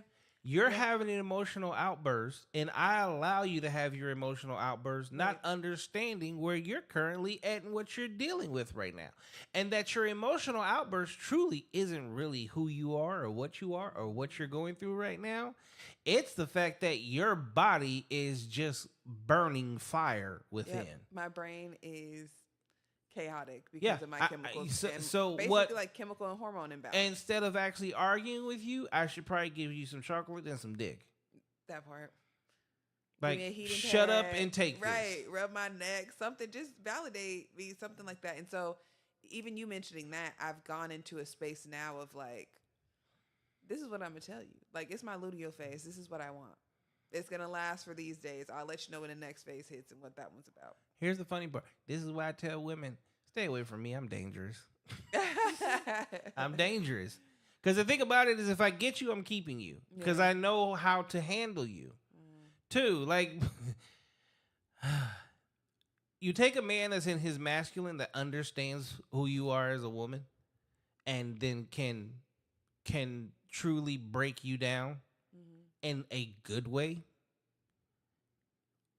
Where do you go from there? Because here's the thing. Okay, let's say you fuck it up. Cool. You're never finding another. The likelihood of you finding another man that is so in tune with who the fuck you are and is willing to take care of you and cater to you the way like we're supposed. Like that's why it's crazy when women are like, he just wants me to be submissive. In order for I would love to be. If you're submissive to me, you do understand that I'm like 10 times more submissive to you. Because who pays your bills? Who takes care of you? Who's there for you emotionally? who's gonna give you this dick right? Who's gonna talk to you? Who's gonna like just Listen to you. thank you? Like Yeah. I gotta do all this bullshit. Uh-huh. At the end of the day, you know what I get from you? A little bit of peace and a little bit of pussy. I'm gonna break him off tonight. He was good to me. Let's not argue tonight. I'm just gonna go watch Love and Hip Hop. Let him do his thing. Yeah. Yeah, Yeah. yeah. You get Agree. all this shit for like I get 2 to 3 things. But see, women bring life. When men bring life too, I'm not acting like you have a baby by yourself, but we carry. No, your here's child. the And I problem. feel like that's Men personally, it's not bring higher weight, but life. You carry. I just it. said we carry your child. Yeah, that's it. Like That's I it. hate hearing women. We bring life into this earth. No, you don't. We both These create niggas life is and we bouncing. carry it. These niggas is bouncing around in me right now. But if Yeah. I don't put them in you, it don't mean shit. Similarly, we both together create life. Women Thank you. carry That's life. what but there's sperm banks. If niggas stop going to sperm banks, you ain't getting none put in you. Fair. That's can where always find that's somebody. like that's the dumbest argument that a woman could ever make. Like we bring life. No, you don't. You carry life. Physically yeah, bring the life into Right, the you world because we carried physically bring life into the world, which is why again I said that's why men will never be like, I don't need a woman. Yeah, I'll just put these sperms inside of a horse. Like it'll grow perfectly fine. No, it fucking won't. We know this. We're not stupid. it. Right. We and oh my God. There is something beautiful about just like a good woman. When you have a just good woman, we will get you. The fall of all men have been women. The strongest men in the world Yep. It normally is a woman. have fallen because of women. You are our downfall, which tells you what? You are our everything. We actually love you unconditionally. Y'all love us within conditions. Is he paying your bills? Yep, that's why I love him. Is he tall? Yep, that's why I love him. Does he put the TVs on the wall? He works on the cars. He does this. That's why I love him. Why do you love her? She fucked the shit out of me when I was. She gives me peace. What else? That's it. She gave me 2 babies. Oh. Everything we give you costs money. Everything you give me is free. Them kids apparently cost money, okay? I gave you something forever. Yeah, That's and a I trump got card. again. Everything you give me is free. That costs money. You gave me them expensive ass babies. Right. Exactly. They're like, Costing me more money. Cost you money. No, it's interesting to just have an open perspective on things and Like be if able you, to be like, but huh. if you really just break it down to what it is, like as they say, brass tacks. Break it down to brass tacks. That sounds like a reference a man would know. What's that mean? Bare bones, like down to the main. Okay, break it down to bust it to the white meat. Okay. I see. I got that one. Okay, you bust it to the white meat. First and foremost, let me ask you this. See, this conversation just went. We in a whole totally different realm. Okay, so do you think that love is hard? Do I think that love is hard? Yeah. Oh, this is good. I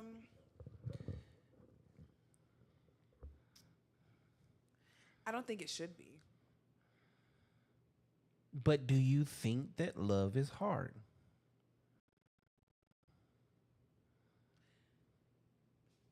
No, in my experience, love hasn't been the hard part. So what's the hard part? Everything else around it: communication, honesty, intimacy, accountability. It's like all the other things. I've been in relationships to where I'm like, love's not enough though. Like, it would be nice if it was, but this is not a fairy tale. Like, there's Perfect. other things that need to happen. See, you're right where you need to be at in that aspect, right? Okay. Now, in a relationship, what percentage of the relationship do you give to duty?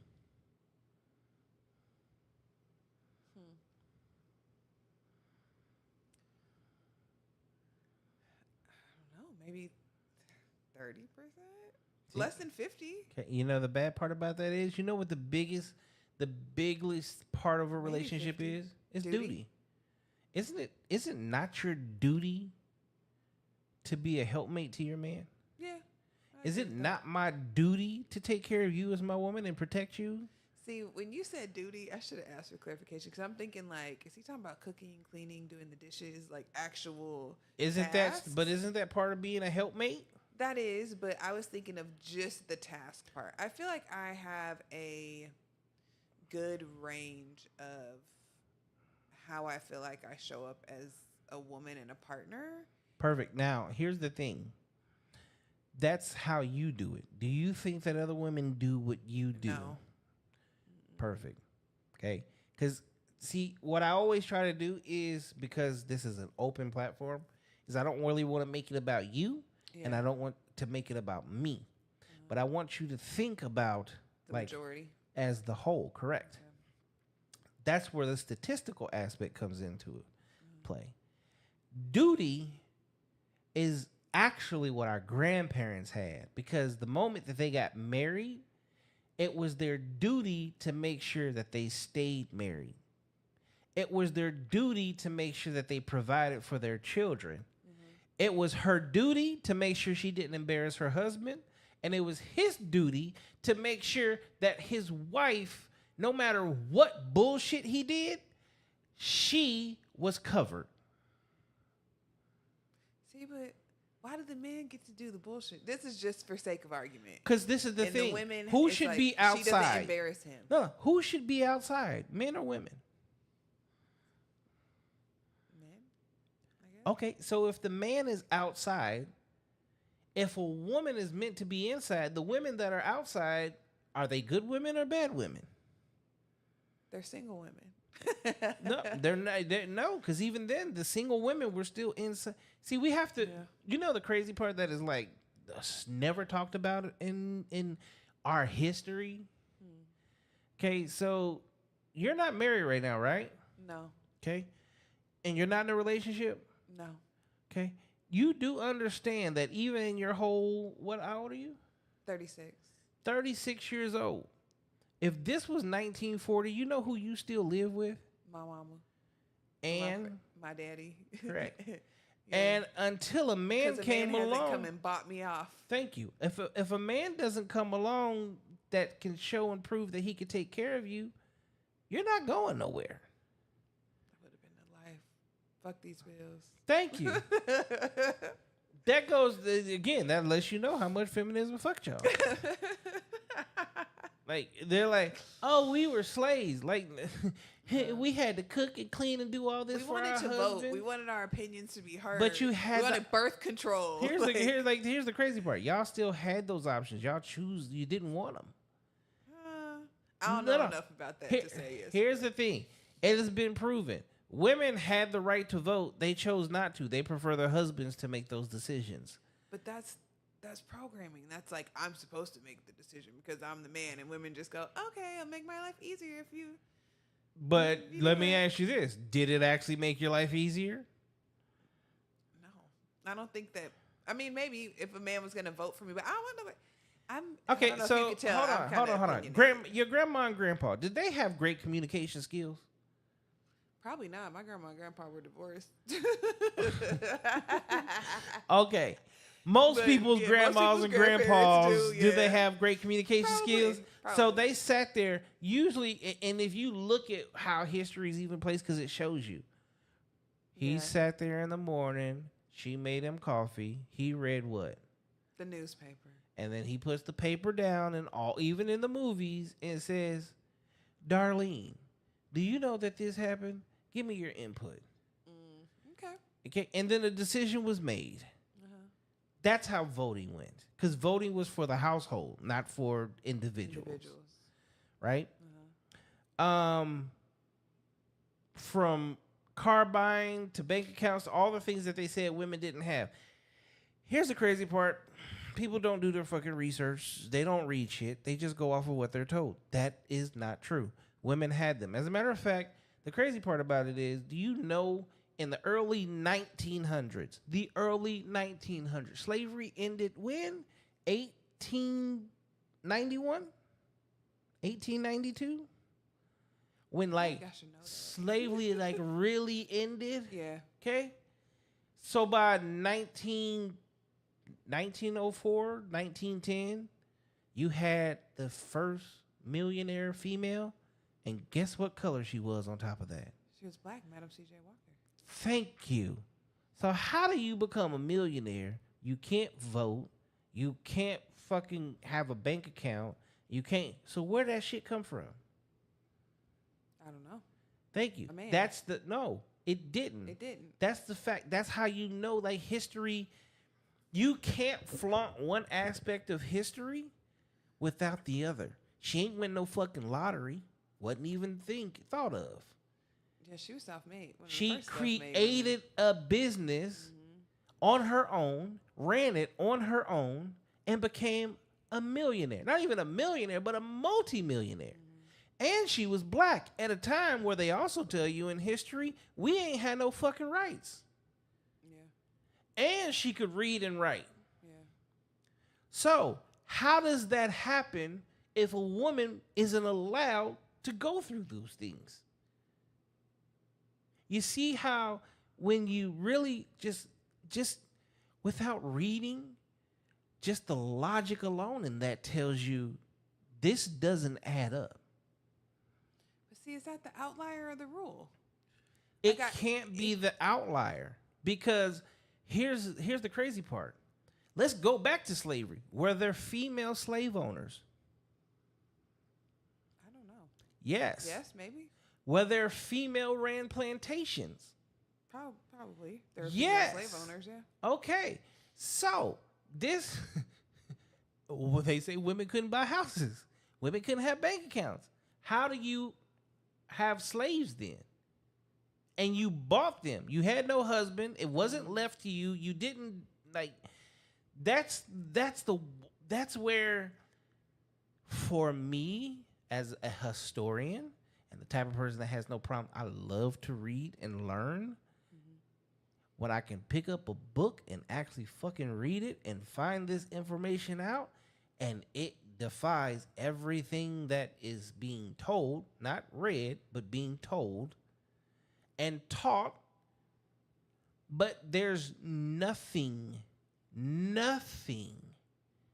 that actually backs it up with facts. Whereas we have history books and actual factual information that shows that women did everything you say they didn't do.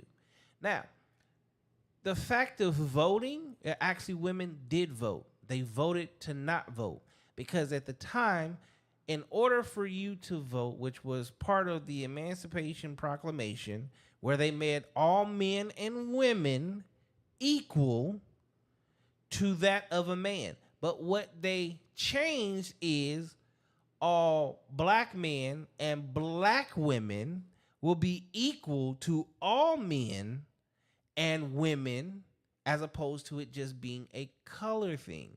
And that's the crazy part that gets hijacked in the feminine and the women's rights movement, is it was never actually a woman's rights. It was actually the colored people's rights to be equal to that of Caucasians.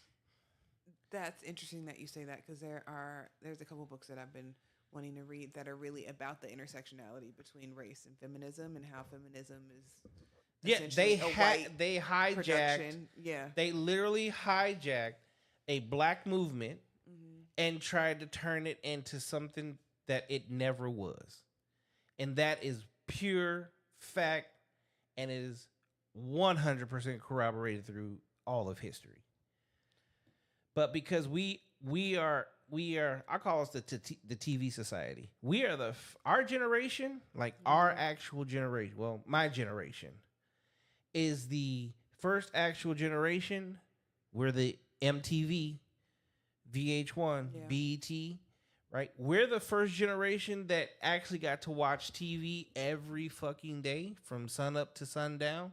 And at 2 o'clock in the morning is when the color things and it beep because it shut off. Yeah. And the crazy part about this is the indoctrination. Before it did that, it always played the regular little music where the flag is fucking flying, right? And then it would go to that. That's how it ended every single night. It is the brainwashing, but we're the first TV. And because of TV, TV is what helped indoctrinate what feminism is today. Because they started pushing it that way. That's the only way you could push it. Plus, that's the only way you could really technically see what was going on in other aspects of the world. TV is what put us to where we're at right now to this day. So, once the TV got done with the indoctrination and the big lie that basically stopped us from reading, like, I'm one of the few of my generation where you ask kids of my age, you ever read the Encyclopedia Britannica? Do you even know what it is? Most people don't even know what the fuck that is. I had the whole thing. You mentioned that the last time, and my dad was such a tech nerd, science person. He owned businesses. He worked at Intel. Like, he had jobs. He just couldn't keep a job, you know? But I only child to me reading them encyclopedias. So you mentioned that. I was like, damn, I ain't heard nobody say Encyclopedia Britannica ever. Yeah. Because nobody had them. And nobody knew what they were. In Book It, the Book It Club. When I was in elementary and middle school, we had what was called the Book It Club. And you would literally earn a pizza from Pizza Hut back then. I just had somebody telling me about this. We were literally just talking about this last So week. the more books you read, the more pizza you got. The more pizza you got. Yeah. Yeah. Fucking crazy. Uh-huh. Okay? The Acme Brick Award. I got the straight, so I was an all A student. And then because of how many books that I read, you had the Scholastic Acme Brick Award. This is in LA of all places too. Right. Okay? So that lets you know how many fucking books I read. Because you can only get it for your district. So I'm clearly killing the fuck out of these books. I love a book. It's wild. Like, if a man doesn't read, I'm like, do you listen to a podcast? Like, where are you getting the only way you information? learn anything is, honestly, you have to technically read it. Yes. And, like, I do audiobooks, too, and those are... I love doing an audiobook when I'm driving to San Diego or Los Angeles or Vegas or... Nothing like an audiobook. But to sit at home and just read, like, pull your Kindle app out now and just read is amazing because you never know what you're going to find. You never know what you're going to... Like, when I was in corporate America, reading Simon Sinek From Good to Great, you just have to learn to apply yourself in order to get the knowledge that you need to go from, like, point A to point B. And so many people, it's lost. Again, they were too busy watching TV because TV was more fun. Yep. And I didn't care about TV. Now at this point, it's not just TV, it's cell phones and tablets and computers. Right. So these kids today have no idea. So you can pretty much teach them and tell them whatever you want. Because I'm such an avid reader, they call it now the butterfly effect. The Bernstein Bears is now the Bernstein Bears. And they spell it different. what? The Fruit of the Loom logo to read those. is way totally different. There's all these movies that they say never happened or it happened differently.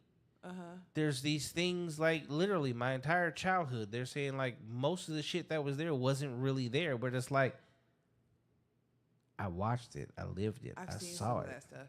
Bernstein Bears is my... I fuck with Bernstein Bears. I know what you're talking about. You remember the monkey with the white guy with the yellow Curious hat? George. Curious George. Yeah, Curious George was my favorite, right? Did Curious George have a tail or no tail? Oh shit. I think he had a tail. He He's had a monkey, tail because right? he was a monkey. Yes, he's Yeah. like a squirrel monkey, so he has a tail. Right. No, they say he had no They said tail. they had no tail. Why would you even draw a monkey with no tail for real? First off, that's my question. Why would you even make that? But see, the thing about it, it's about trying to make us feel like we're stupid. Yeah, that we weren't aware. Like we didn't experience it. we didn't experience these things that Ralph Mouse, way back in the day, he drove a car, little drop top white car. Okay, watched 50 Goes West, all these different shows, all these different things, right? Remember them to a T. They've changed them. And like, oh no, that didn't actually happen. You can't tell me that. I had it on VHS. I watched it. Like I used to watch this shit on a regular basis. Yeah. It was real. It's fucking real. Yeah. Yeah, I've seen that. How So that's happening. when it comes to dating, relationships, love, duty, guess what? None of that shit's changed. We've just been told that you don't need it no more. It's pretty much been eradicated and erased from human history. Because marriage is one of those things that it's a thing of the past. And you know what people say? Well, that's what they did then. It's a different time now. Time doesn't change shit. People do. If you decide to get married right now, today, and you did the exact same thing your grandmother, great-grandmother did to a T, I guarantee you also end up married for 40, 50, 60 years like they did. Yeah. That's why when you say, oh, at 19 years old, I was too young, tell that to your grandparents or great-grandparents. When they did the exact same fucking thing and it lasted forever. And guess what? You know what? Grandma could never be called a whore because the only person she knew was Grandpa. Yeah. Grandpa could have been a Rolling Stone. But guess what? You know what Grandma did? I'm going to put my head down. I don't care what he does outside of them bitches ain't knocking on my door. Them bitches ain't got his kids. But more than anything, guess what? He still bring his ass home every fucking night. He still pay these motherfucking bills. All you did was get some dick. I get his life. And when Grandpa died, was Grandma taken care of? Yeah. She still never had to worry about shit. See, but it's the double standard. It's the double, and I also get like what you're saying. But who wins in the double standard? It's not about who wins. It's Yes, about, it is. For me, it's about respect. I don't feel like yes, you are still doing all these things, but because you want to be doing something else with other people outside of our relationship, if we haven't decided that is what it is, but expect me not to, it's crazy work. But here's, I'm loyal. I You wouldn't, know, but see, it's see, like, exactly. Hold on. See that I'm am loyal. Here's the it's crazy. like- No, here's the crazy part. Y'all make the argument about being a hoe, but then you always wouldn't be like, "But I'm loyal. I wouldn't do that anyway." So what are you? Why are you arguing for something that you yourself would never even do? I'm arguing for the side of you not being in No, the house. why are you arguing for? See, here's the difference. A man might make the argument about being a cheater because he wants to be a cheater, but a woman will make an argument about being a hoe, but she don't want to be a hoe. I don't want to be a hoe, but I'm not about to be in a relationship if you gonna be a hoe. So here's the thing. First and foremost, we already know. Can a man truly be a hoe? I feel like you're gonna tell me no, or I think you're gonna tell me no. Can but a man be a hoe? this is gonna have something to do with sperm and sowing seeds. and No, stuff. I'm Okay. just gonna Yes, ask. That's I it. feel like men and maybe hoe is a feminine term, or it was designed to be a feminine term. But I feel no, like men can and a women man- can both be promiscuous? Can a and man sleeping be with a women. hoe? Yeah. No, he's a hoe maker. In order for a woman to be a hoe, somebody gotta fuck her, right? Yeah. Well, Okay, they he's- both hoes. He's the hoe. No. Now, Yes. part two of that. Do men have access to sex the same way you have access to sex? I don't know. Okay, so if we walked outside right now and there's 100 men on one side and 100 women on the other side, and you said, I'm horny, who wants to fuck? How many of those men are going to fuck you? Probably 100. Thank you. Now, same thing. I say the same shit. How many of those women are going to fuck me? Those women are gonna choose a bear. Okay, so how many of those women would I actually end up fucking? A smaller percentage. Yeah, and even the small percentage, you know what they're still going to say? Well, before we do this, can we at least take some time to get to know each other? while you over there getting ramrodded. Them niggas taking turns on you, and I'm sitting over here. So my favorite color is blue. What's your favorite color? What's your sign? Yeah, well, I'm a Libra. What's your sign? My favorite food is steak. I prefer to have it medium. Yep. Yeah, so like I went to high school. I played football. I did this. Yeah, I love my mom and my parents. And you're over there. Let me. I got. Them niggas over there just clapping. By the time 100 niggas done hit you, I'm on like maybe number 2 of. I was gonna say 3, so we on the same page. Yeah, number 2 of the 3. Okay, huge fucking difference. So you'd be like, oh, well, he's a hoe. In order for a nigga to be a hoe, again, by the time you got clapped by 100, I'm on number 2, maybe 3. We have to work for the shit. You don't. That's why I laugh when they try to make it seem like all these men are really out just fucking. Where at the time that our grandparents lived in, were women really promiscuous? No, they were way less promiscuous than what women are today. So if grandpa was hitting, that nigga was a fucking god.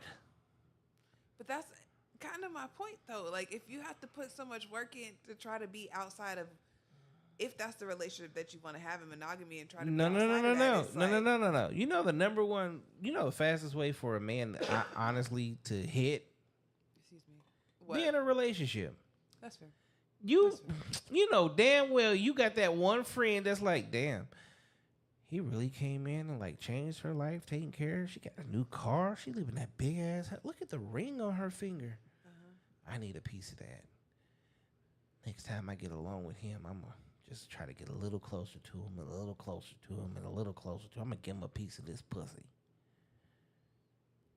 Then one day it just happened. And you know what? Because in a man's existence, there ain't too many times a woman comes along and is like, here you go, daddy. Hit it from the back. Oh, yes.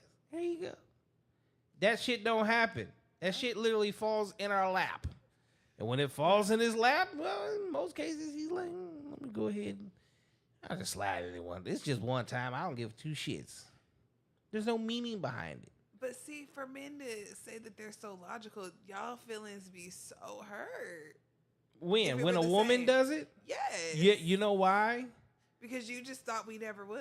And why? How No, could we? none of that at all. Why? Because it broke down what No. you had going on? If you're a good woman, like you're really a good woman, and he knows you inside and out, did you give it to him easy? No. Thank you. So how did this nigga even get in? He been around because you been out. You've been putting this energy somewhere else, so I've been putting my energy somewhere else. But see, I'm that's just playing devil's the advocate. funny part about it is that's usually not even true. Yeah. Okay, usually, oh, that's the work husband. Oh yeah, that's my work husband. No, Yeah. usually he from the past. That's why I block all them. Oh, I'm in a relationship. thank you. You are proving exactly why it hurts men 10 times more. See, we actually love and care about you. And we understand that you don't just give yourself to anybody. So when you do give yourself to somebody, it's either somebody from your past, which means you really. This is why niggas be like, you can't have no male friends. No, that nigga. No, that's not your brother. It's my play brother. No. I have male friends that have always been platonic, though. Yeah. I don't cross boundaries with my male friends. Yeah. They're See, not here's the friends. problem. It's never about what you do. We are men, and we know how we are. Men play the long game. Yeah.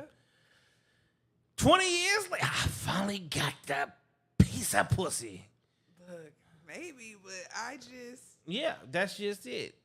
I see right now you still, like y'all said when y'all was on here, we're aging backwards. Well, when that clock turn and you ain't aging backwards no more, you know the first person y'all start to look at?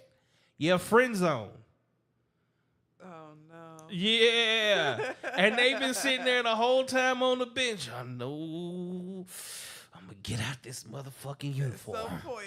Oh shit, she getting so close. Oh, she's so close. She 36, 37. She gonna be 40 and she I feel almost like at I'm 40. the one that gets friend zoned.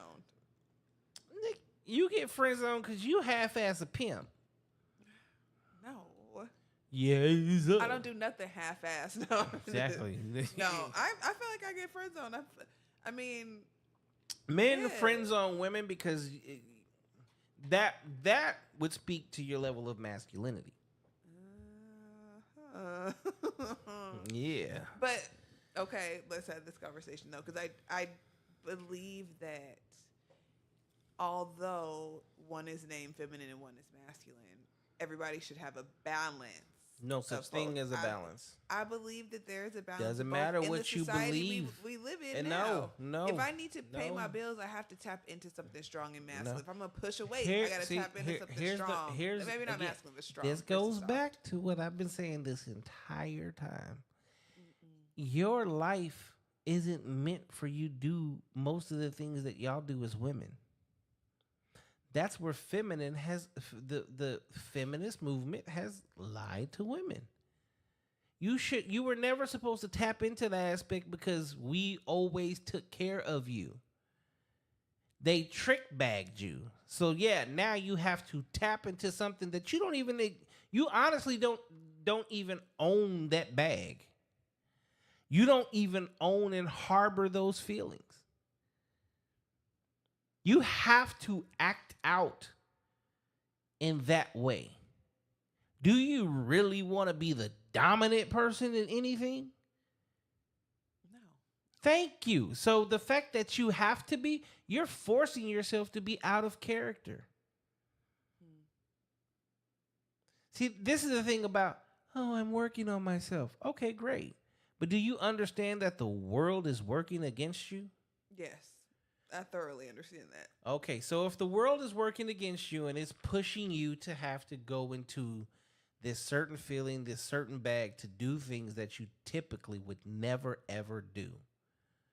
If you could literally just be a girl, a woman, a wife.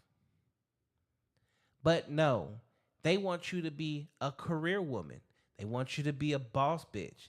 They want you to be a baddie. They want you to be all these different terms and all these different things. But guess what? You know what's funny? That's the only thing that a man gets a break on, because you know the only thing we're required to be? A man. And you know who try to tell men how to be men the most? Women. Thank you. That And the just sounds like a crazy woman and the thing to crazy do. part about it is, like, you came from a partially two parent household, Yeah. right? But can you tell me what a man was? What a man is? What your father was that made him a man? No, logic. I feel like logic made him a man at some point, at least in my experience and now, but that's all I can tell you. Thank It you. wasn't a traditional. Yeah, and all of these other women that says that, most of them, 90% of them, came from a single family household. No man was there. So how the hell you gonna say what a real man is when you ain't never seen one? Yeah. It is clear and it's proven that you haven't seen one because, well, you haven't dated one. You're not in a relationship with one. And the men that you choose, well, just based off the questions that I asked last week, y'all choose men beneath you. You don't even choose what you know is good for you. You choose actually the total opposite of that shit. And even when it's brought to your attention, you know, taller than you, stronger than you, makes more money than you, smarter than you, doing all this. Great. Yeah, that's exactly what I want. Yeah. Now go find him. And then it's like, oh, shit. But he's fun.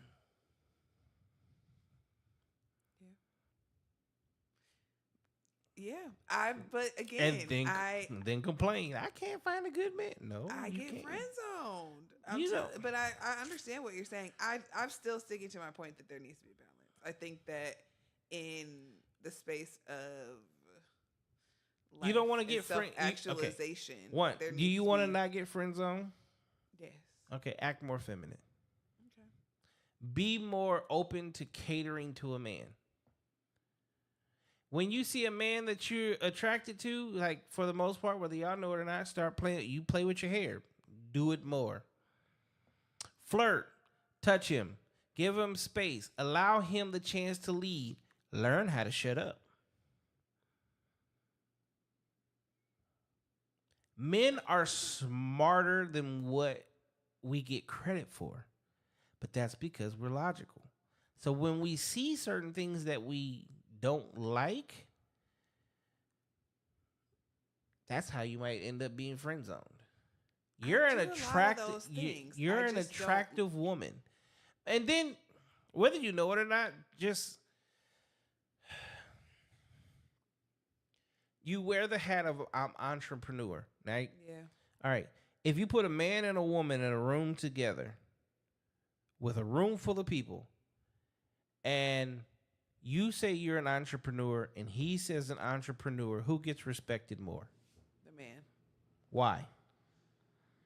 Because he's a man and he's expected to be able to lead and control and do all of the tasks that it entails to be an entrepreneur. And it's also a harder walk for us, right? Yeah. Because a lot of times, a lot of things, I mean, you got way more. The crazy part about it is men been around since the beginning of the time creating all this different shit, to the fact that even men created more programs for you as a woman, a single woman, to get ahead, but has not created any of those same programs for men. Yeah. Where's the single fathers program? Yeah. But you got tons of it for single mom.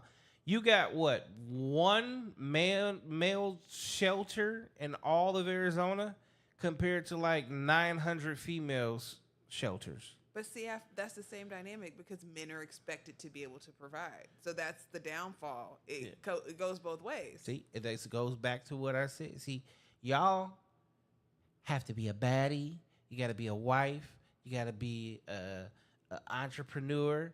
You got to be a college graduate. You got to be. Y'all are sold all this different shit that y'all have to be. Yeah. But we're still only told we just have to be men. Like, make that make sense. It's a struggle. No, it's not a struggle. As a woman, it's the fact. a lot of dynamics going No, on. no, if no. you fall into those things, If you lie, women will buy. Isn't that what they say? maybe. But because you can't just lie to you about one thing, we have to lie to you about many things. And most women are also typically worn around the exact same. I'm an entrepreneur. I do hair. I do yoga. I do this. How many motherfucking hats do you need to wear? So when you wear that many hats, even if dude is getting to know you, you know what he's hearing out of all of this? What? You don't have no time for him. I'm busy. You're too busy. Okay? And then I asked this question even on the last show you were on. Do you want kids? What'd you say? No. Okay. Men that are in your age bracket that don't have kids, you know what the number one thing is that we want more than anything? Kids. Thank you. Because y'all want to have a legacy. Thank I hate hearing you. that. And not because I don't want kids, but it's like. But what else half do the we people- get? Like, but look, here's the half problem. The people talking about they want to leave a legacy have nothing to leave. Like, don't even know how to lead themselves. For You real. know what makes a man work harder than anything? Children Thank you. or a family. I have had conversations with men about that. And So here's the problem. Like, as a woman, you always want to be the reason that, like, he wants to be like the super nigga. But here, technically, you are the reason because you have to give him the ultimate reason.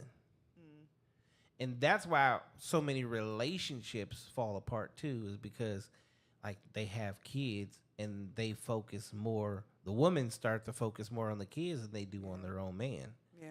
Right? It's a relationship killer. Now you're a single mom and you want child support this and take care of this and do all that. Like, you've already taken everything that matters to him. There's just so many different dynamics that play as to why even like what we're saying about how many people grow up in separate households and not saying that like I shouldn't have kids because of that, but it's our education system, it's our food system. But it's not. This is it's why all those reasons that I'm this like, no. is why at the end of the day, divorce should never be an option. The moment you make that decision, because here's the thing, you make a vow to God. Like, think about the fact that you fucking made a vow to God. Like, this is the most important person in the fucking world, the one that gave you life and everything. You made a vow to him and you broke that motherfucker. So really, how important is anything to you? This is the one person that if he wanted to, he could strike you down right now and remove life from you. You made a vow to him and you just decided to be like, it ain't that important. I'll go ahead and divorce this motherfucker. Sickness and in health till death do us part, rich or poor. That means you're going through everything that actually matters in life. Yeah. And we quickly turn our backs on that. It's hard work. No fucking shit. Oh, yeah. It's duty. Duty. Okay? Then you're next. The only thing, like, here's... Men, we say legacy, right? Mm-hmm. But you do understand, like, it's your purpose. Mm-hmm. When you have kids, you do understand, like, all this shit that you are trying to accomplish, well, your body's going to give out on you at some point in time. So you're not going to be able to do it the same way, which means the money quits, which means, like, everything you work for disappears in a day, a week, a month, years. You run out of clients, you're a done deal. Your kids ain't never going nowhere. And you know what? That's the gift that keeps on giving, because then you end up with grandkids. Now you're like the ultimate purpose of purposes, because everybody loves being big mama. Yeah. Because as a woman, what you understand is, wow, my vagina created that motherfucker that created those Everybody at this motherfuckers. table came Yes. for me. Yeah. That is your legacy. And everybody loves you for that. Yeah. I'm not sold. It's such a it's such a It's not about selling. I know, but I'm saying I don't know that I'm sold. It's such a you're responsible for life. But right? it's not. And like it's another person and all these things. That's a lot for me. It No, feels like a lot. I And got don't 3 of wanna these do it motherfuckers, and I can tell you. haphazardly. I can tell you, it is a lot. But you know what it also is? Everyone says it's rewarding. It's the most like the most rewarding reward thing you can do. You know what? Yeah. I walked away from multi-million-dollar contracts for my kids. I was signed to Sony. It was time to re-up contracts. It was time to start releasing albums. No, my kids meant more to me. I'd rather be a father. I'm where I'm at today. I've had even jobs. Hey, but you got to move here. No, that means I have to leave. Yeah. And the way my custody is set up, I'm not doing this. The money is not that important to me, because there's moments in their life that are. And I want to see my kids become like the next generation of me. See, my last name is Bailey. My kids' last name is Bailey. So the shit that they accomplish are really my accomplishments.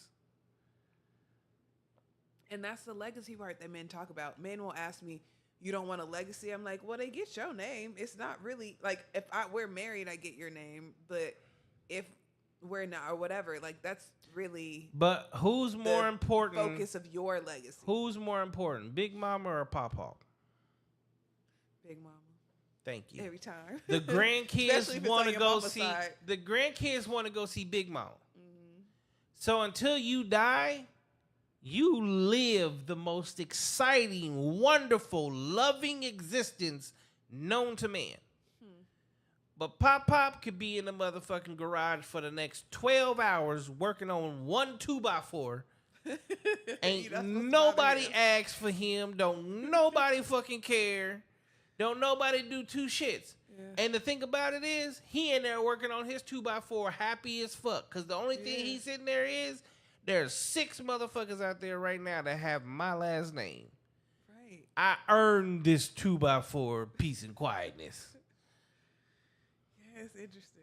It's interesting. See, the dynamic, like, that's... These conversations are what's missing in the home. Yeah. It's the reality of what we're living.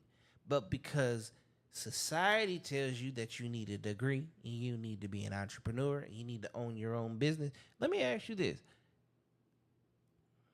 Let's say you get into a car accident and your back got broken. Okay? Are you set up to be financially okay? For a little bit, but not. For, your back is to broken for the rest of your life, baby. Yeah, that's very. No, then the answer is no. And I thought maybe I was getting like a spinal fusion or some sort of surgery. Not for the rest of my life, no. Thank you. The existence of being your own boss. See, like being told and being able to say, "Oh, I'm an entrepreneur." That shit sound fucking amazing, right? But in reality, why is it the motherfucker that's with McDonald's and been working there for 10 years got a 401k and is more Right. set up for life than you are? Yeah. Yeah.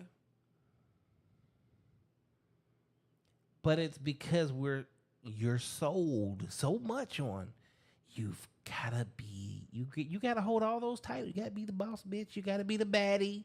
You gotta be the entrepreneur. You gotta be the college graduate. Those are all just titles, right? Yeah. But when it comes down to it, do they really mean anything? No. Do they really give you anything? No. Did it really gonna be there when you're in your deathbed? That's gonna come be like, yeah, girl, we did that. No. But to have, I don't know,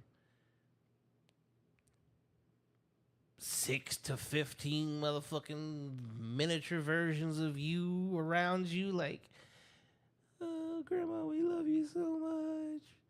Remember when we was doing the paddleboard and I fell and scraped my knee, and the skateboard, you taught me how to ride, and remember when you picked me up from McDonald's Playland when I was 7 years old?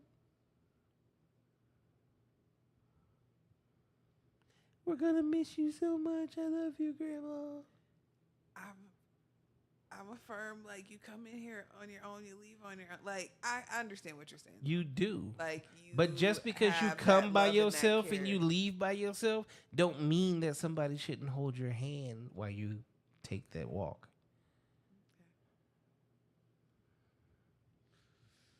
Meaning, there's this thing called meaningful moments.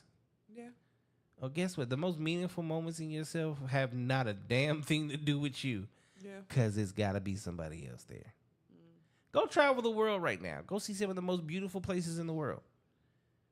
I've done it. I want to do it again. But you know why I want to do it again? Because I was by my fucking self. Yeah. I was interviewing someone last night. We was talking about Philly. I have a memory of the motherfucking fountain that they have in downtown Philly. That to me is the most beautiful thing in the world. And you know what? A thought process even like hit me last night. Like, that's one of those places like you would even be like, you just want to take your girl on a little trip or whatever. You end up out there. It's like, that's a good place to be like, will you marry me? Because it's just it's that beautiful. You create a memory. And guess what? I could never do that by myself. Yeah. Like, I remember it 100%. But you know what would mean more? If like there was another moment where you were able to do that. Doing the haiku stairs in Hawaii. Imagine I got a beautiful I wanna woman. do those. That's funny that you mentioned that. I want to do those. Let's go to Hawaii. I'm going in November. Because I saw it come up and was like, oh, this is up my alley. I'm literally, it's beautiful. It's one of the most beautiful things you've ever seen in life. But you know what would have been better?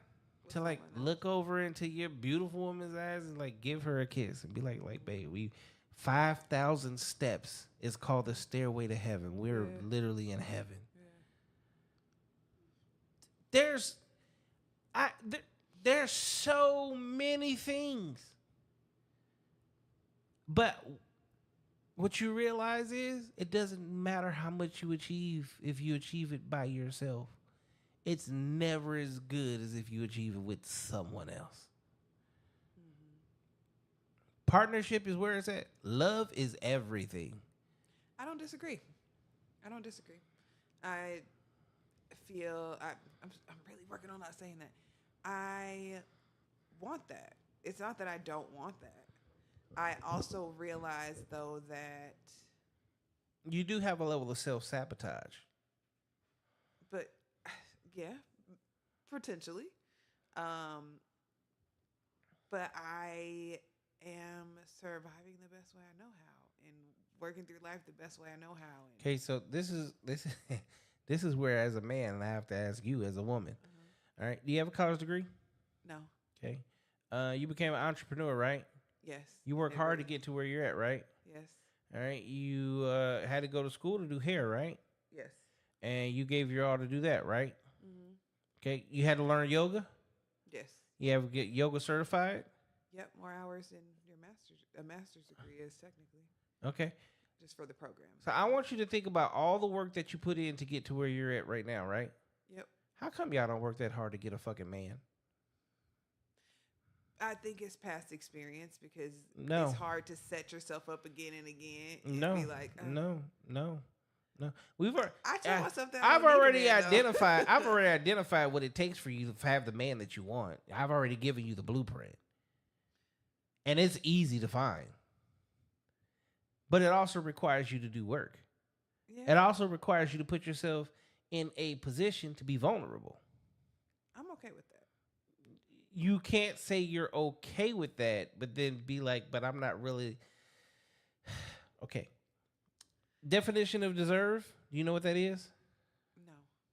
Grab your phone. Definition of deserve. Yep. So go to Google and type in define deserve.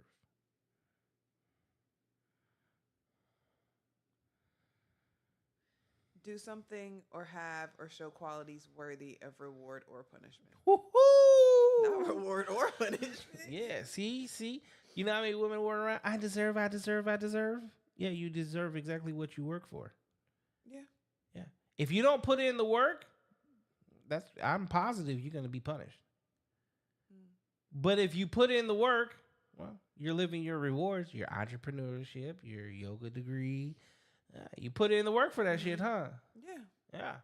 But I show up for myself. I feel like okay, so the self-sabotage is that, right? It's that I know that I can continue to invest in myself because I know how I'm going to show up for myself. Versus put in all this work to find a man that don't want to be found or don't want to be. Not all men. Again, we talked about what I'm looking for, what I'm not looking for, but when you're in sales and like you got to get a conversion, I struggle with the conversion. I think men, because of the hats that I wear, have this perception of me because it doesn't always go with how nurturing I actually am or how soft I can actually be. But when I am those things, then I think men are overwhelmed by them because they didn't expect it. Okay. So I want you to. Here's where I said it the other night, but I said it differently. But I'm going to give you a different self-reflection, right? Okay. So if you want a husband and you're okay being vulnerable and you're okay doing all that, right? In order for you to find that man, don't you have to apply yourself and make yourself available to that man? Yeah. So, like, okay. So you're saying that men are friend zoning you, right? Okay. Are they friend zoning you because of what? I don't know. But are you asking to find out? I could, yeah. So I want you to really think about this. You are a beautiful and talented woman that has achieved a lot for herself. Okay. Why is it that beautiful, talented women are the most single in this country? But broke Sally at Subway, Popeyes, everything, millionaire walks in, changes her life for fucking ever. And has no problem doing that. What's the difference between you and her? She needs help. I don't know. I'm The glad. perception of that is like, okay, she needs me to show up the way a man's supposed to show up. Or has been told to show up. Yeah. So it's not the fact that she needs me. She allows him to show up the way a man's supposed to show up. Because when you as a woman, see, I've dated career women. And when you go to dinner, you know what they lead with? well, I got this. I'm an entrepreneur, and I got this, and I got this, and I got this, and this is what I do. Right? The entire time he's sitting here going, what does she need me for? There's no point in me fucking with her. She don't need me for shit. You've already you are the man and the woman in your home. Yeah. So if you were just like, oh, I just do hair, and shut up about everything else, a little harder to friend zone you. And show some actual interest. And, well, allow a man to be a man and feel like he's actually leading even if he's not. Because one thing that a man will do, once he likes you and he gets to the point to where he loves you, he going to take the lead regardless. Yeah. But make sure he meets your minimum requirements. Right. So he may not be taller than you, but make sure he's stronger than you. Make sure he's smarter than you. Make sure he makes more money than you. Yeah. Make sure that he's somebody that you feel like at the end of the day, you're okay being vulnerable with for the rest of your life. Not today, not tomorrow, but for the rest of your life. Because being vulnerable to somebody for the rest of your life, honestly, that's where marriage comes into place and it lasts forever. Yeah. And the crazy part about that is you being vulnerable to somebody means you're consistently dependent upon them. Yeah. I agree. And then guess what? Pow. You got a ring on your finger.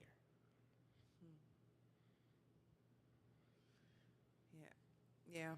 I'm back and forth.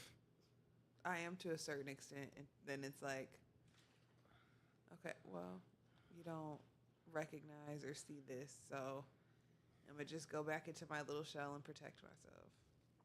You know the crazy part about it is, again, women are living a man's existence. Instead of allowing a man to see that you are a wife, like y'all really be looking for like whether or not he's a husband. As if you gonna ask that nigga to marry you. That's fair. Like y'all play the game backwards. Yeah, I want to be his wife, but I don't know if he's a husband or not. He's already showing you he's a husband. Like every fucking like we walk in having to be husbands. We gotta pay for dinner. We gotta pick you up. We gotta have a car. We gotta have a fucking career. We gotta like okay, that's husband shit. The only other thing They not out here like that. All of them. They not picking you up. They not damn near wanting to pay for nothing. And that's choice. No, it's not But choice. Not there's choice. A lot of The feminism, we're going to go back to that. See, here's the thing. See, y'all was so peachy keen on being equal to the man, okay? And the crazy part about it is y'all be like, oh, I ain't doing no motherfucking 50-50. Nigga, you doing 100%. You better take your 50-50. See, I'm a 50-50 type bitch. Like, now, if it's a first date, no. But I also understand the dynamics of, like... Can I be honest with you, though? Yeah. You ain't been like that. Let's be honest. That's probably something where you're at today. No. I think that's the problem. Where you like this, been like that. you've like, been okay. 50-50 10 years ago. Yeah, for real. Which I think is the problem, though. I think I shouldn't be. I think it would be a different type of person that I would attract. The person that is more intelligent and stronger and makes more money than me and is going to provide for me. You want to find somebody that's more intelligent than you? Act stupid. That's so hard for me. But I'm being honest. Don't some of the dumbest broads in the world have some of the smartest men? Yeah. Yeah. Be stupid. Okay. Act stupid. It hurts my heart. Yeah. And my Montessori education. Let's go. Hey. I feel you. Dating is easy. Just know go back to our DNA. Once you know your role and your position, fuck what the world got to say. Mm-hmm. What is it? Wilma had Fred Flintstone, right? Yeah. big, fat, ugly of motherfucker, but she was well taken care of, her and them damn kids. Yeah. And then was it Velma? From Scooby Doo? No. Betty. Betty. He had a Betty friend? had Fred. Yeah. Okay. Yeah. Act dumb is what you said. For a recap for everybody. Just go watch act the dumb. Flintstones. The Flintstones will tell you everything you need to Yeah. know about love and a relationship. Fucking married with children, even shit. Oh, Married with Children's a good one. Yeah, no, okay. There is self-sabotage in a way of What? I just believe that however, like the way that I am should be accepted. And But not here's saying the that I don't problem: have growth the to way make, that you, but the way you have to love think me. about this. Are you the way that you should be? Or are you the way that they have made you be? See, you know that feminism is what fucked us up. But do you understand that you are also living the feminist dream? Yeah. I Yeah. understand that. You, the boss bitch. You're part of the baddies. You're aging backwards. You're the entrepreneur. Yeah. You carry all the fucking worst titles of a woman. Because you know why? Why? Are you a wife? No. Are you a mom? No. Will you be a big mama? No. Maybe not. Probably not. All right. And which one of those titles carries the most? Mom. Big mama. Wife. Wife? Dang, I Wife. really didn't think you were gonna say wife for real. No, you can't. Technically, you should not even be the other two without being a wife Yeah, first. no, that's why.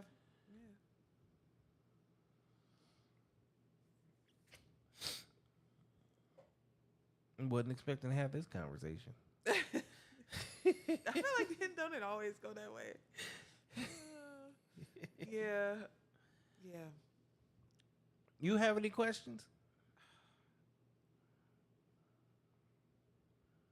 I think I've been low key asking you questions that weren't really questions up until this point, talking about having a little more femininity, being friend zoned, those types of things. That's really where I find my struggle to be. Or men that are not in a space to be willing, or not willing to commit, but still want to. You don't my understand time, that which is no like, man no. wants to commit. See, Or this at least is they're not acting like so. it. Here's Like, the they thing: just men around. are predators. Y'all are trappers. Uh-huh. Let that sink in. Men are predators, but y'all are trappers. Mm-hmm. See, we can be predators our entire life and just prey all day long. But you come along and trap a nigga. Yeah. Yo, you ain't going nowhere. You gonna stay right here. Me and me only. Uh-huh. That's a trapper. The thing is, you don't know how to trap. That part. Cause it sounds like you've been playing the role of the predator your damn self. Younger me, maybe a little bit more. Okay, well, this is the crazy part. Bad habits are hard to break. Yeah. So if you created even a piece of a predator's trap, predator's thought process, mind frame, and works of action, yeah, it's hard to put yourself back in the trapper realm when you don't know how to trap because you don't want to. And I will say this, just based off of doing this podcast and having a lot of conversations with a lot of different people, and then just in life doing the exact same thing.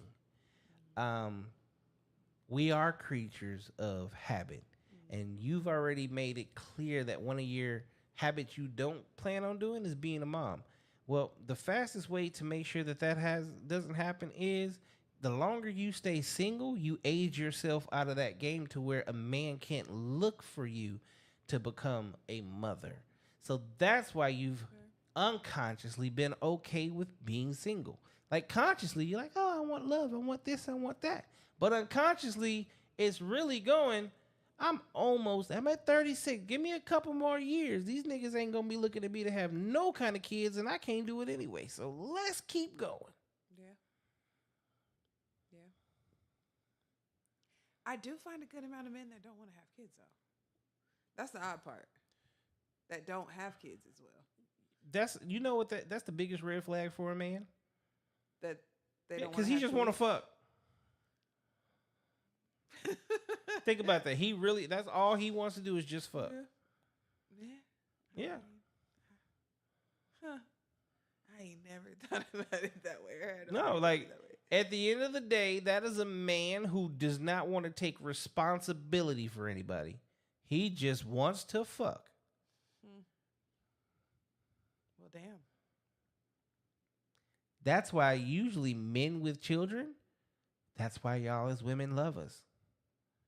Because we are willing to show that we are, one, responsible enough to have children that we take care of. But guess what? In order to be a father, you have to be stable, right? Yeah. So if I can provide for kids, can I provide for you? Yeah. Hopefully.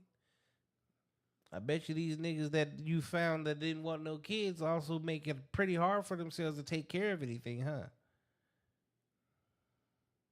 Don't keep jobs. Don't have a career. Spend more time having fun like they're fucking 14 still. Yeah. Yeah. Fuck boys. We had this conversation already. And y'all love, but y'all love that type. Oh, I don't love it. I just No, you do because it's a fun. bad It's habit. the It's a adrenaline bad rush. habit. It's the adrenaline rush. It's just a bad habit. You know? It's a bad habit. I ain't never thought about that. That men that don't want to. Okay. You know? That's why, a lot of men be like, fuck you, Bailey. You be telling all our fucking secrets and shit. I'm just honest. Yeah, well, now I'm a trapper, so we'll She said, see. "Now I'm a a trapper." trapper now. Next episode. Trap or die, nigga. Next episode's gonna be the marriage update. Not trap or die. After you done already see, you put this masculinity on me right now. Talking about I was a thug. And he's talking about fuck boys, trap or die. I just be talking shit. It be funny. It's good in the moment. It's It good. is funny. When it come out, it's like, shit, that was funny as fuck. It's funny. I'm the realest nigga in it. Y'all already know. See, I'm fighting to join in because I'm not supposed to know the words to that because I'm supposed to just be at home acting dumb. Never heard of rap music before. What were you talking about? Her ass at home on Sunday listening to Jeezy while she cleaning in the kitchen. I'm the realest nigga in it. Y'all already know. My guilty pleasure is actually Waka Flocka. That's worse. Future, I'm telling you, it's see? a lot of EDM though. Not so much all that rap. I want to dance, want to move. It's fun. Again, Flirty. that's good. Yeah. Have somebody you dancing for though. Myself. You gotta have some. Trap a nigga. Trap him. Oh, okay. Trap him. I'm trapping. All right. I'm a trap. Any questions? No. What do you think of the podcast? A good time. It's a lot different with it by yourself, huh? Yes and no. I think I'm a talker. I can talk. And I enjoy sharing opinions and learning from people. So it just gives me more time to do that. What do you think you learned from Mr. Bailey today? That I need to be a trapper, for sure. I need to stop talking about my feelings, apparently. No, it's because not. It's don't stop talking stop about saying that your I feel, feelings. Because I shouldn't be feeling. I need to work on some logic. Don't say I feel. I feel. Because here's the thing. You, in most cases, which I've proven, you can't explain your feelings with a logical thought process. So in order to be, you have to think logically first. Yeah. Okay. When you sitting here and you're in your salon and you're doing hair, you're not going, I feel. You know exactly what the fuck to do. Fair. Live life that way. See, you got to give people something they can relate to, and then say, live life that way. Yeah. And then, boom, it clicks. Yeah. Changes are made. I do hair like that in the conversations. I'm like, here's your analogy. So I feel you. I'm the king of analogies. Same. What else have I learned? No more saying I feel. The trapper, we already covered that. Femininity. Why I be friend zoned. That me not being seen in high school is because I was tall and skinny. Just a bunch of little, like, there were those key moments that I was like, damn, that put it into a different perspective. I appreciate that. But when you think about it, like, it hits home, huh? Low key. Yeah. How does stranger know this shit?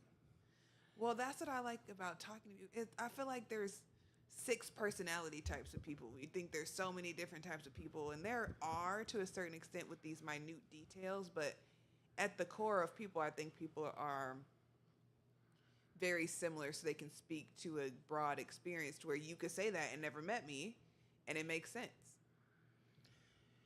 Or is it the fact that in life we all literally walk the exact same experience? We just literally try to make ourselves so much special and so much different than everybody else that we don't see how much we really are alike.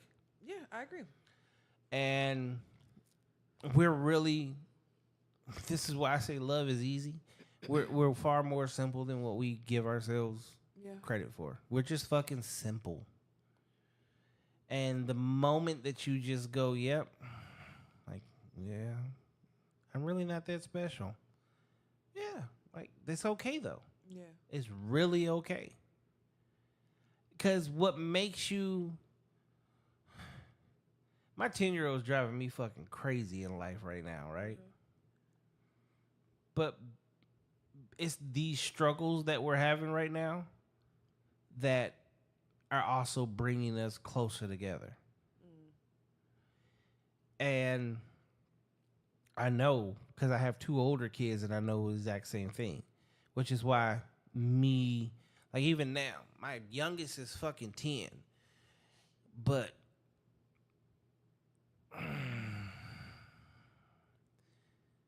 the right person comes along, I would have no fucking problem starting over. Because it's really that beautiful. It really means that much. Only difference is she got to be a wife, not a baby mama. That's where it's supposed to be. So. Yeah. And that's a big part of it for me too. I don't see it as much as I want to see that. I don't anticipate that come. But I wasn't a trapper until recently. So until 5 minutes ago. Right. So maybe that'll change, but I just don't see the willingness to marry in a wide enough population of men. First and foremost, like, you do understand that men prefer marriage way more than women do. The only reason men are opting out of marriage right now is, like, you don't benefit us. We're losing everything while you're gaining everything. Look at court cases. Court cases and the divorce, you get the alimony, you get the child support, you get the house, you get half of my shit. I mean, I understand that. I was signing a prenup. I've had conversations with them, not that I was marrying, but it's that mentality is so strong right now that it's like, it's not a mentality. The problem with that is it's not a mentality. It's logic. We're literally looking at it. We see the statistics. Women are leaving their husbands at the rate of 80% to 90% if they're educated. So you got a divorce rate of 50%, 56%. That means that 56% of the time, motherfuckers getting a divorce, right? And then 80 to 90% of the time, she's the one that's leaving. That is a recipe for disaster. And then you're getting half of my shit because you woke up this morning with a change of heart and, like, I don't want to be married anymore. So you get 50% of everything that I fucking earn and do all this. And it's cool. Yeah, like, y'all are cool with saying, oh, I'll sign a prenup. But we're finding out every fucking time. The most recent one, Dr. Dre, them niggas had a prenup. She say 2 to 3 fucking words. under duress, under this prenup is no. It doesn't matter now. She's a what? She got what? $120 million with a prenup. She walked in with shit and left with 120 mil. He went from a billionaire back to a millionaire status because of a divorce. And then you look at, again, high numbers. 87% of all female millionaires, 87% of them is because of divorce. Not because they earned it, which is like, that's another. These statistics are fucking crazy. They're crazy. They didn't go to work and earn it, but if it's this duty and this shared space, being at home and all the other raising the kids, I don't know what the number is. Or So what the here's the thing. percentage has to I'm be, not but saying it's like it can't be both. It can't be. Here's the crazy part. I'm not saying that marriage is bad. I'm not saying that that is bad. What I'm saying is men are looking at the numbers and the way that things are falling and going, is this smart for me? Right, and that's what I'm saying is like, although I want that, I don't. It's become a space of like men don't want that. So all men want that. You know what puts a man at ease? You. Which is where I say, you need, well, telling a female that she needs to get in her soft girl air when you're already a fucking soft girl is fucking nuts to me. Telling a woman that you need to be feminine when you were born feminine is fucking nuts to me. The fact that women today are like, I need to get in my soft girl era, I need to be more feminine, or I need to do more of this. If you're telling yourself that, like, you should literally be asking yourself, why did I ever, how am I not what, I don't even own testosterone like that. Like, I don't have testosterone. You don't have testosterone in your body to the point to where you can be not feminine and not in your soft girl era. I agree, which is why when people tell me I need to be more feminine, I think that's interesting. So to I me, understand that's with work, it feels forward here's and the thing. strong. In order but to be outside of that, in order to be a successful baddie entrepreneur, all that. Here's the thing. That comes from masculine energy because that means that you are in a world where you feel like you need to compete. That's where masculine energy comes from. You feel like you're in a world where you need to compete. You need to feel like you've achieved something in order for you to feel like you've accomplished something. That's how men are, which is why we've had what? Like the movie 300, where men literally all they did was come together and fight each other just to prove who was the biggest, baddest competition. Okay? We have to climb ourselves to the corporate ladder and become that nigga. We have to be the best drug dealer on the block. We have to be the flyest nigga in the club. We live a life of nothing but competing. So the last thing that I want to do is meet a woman that potentially makes me feel like I have to compete.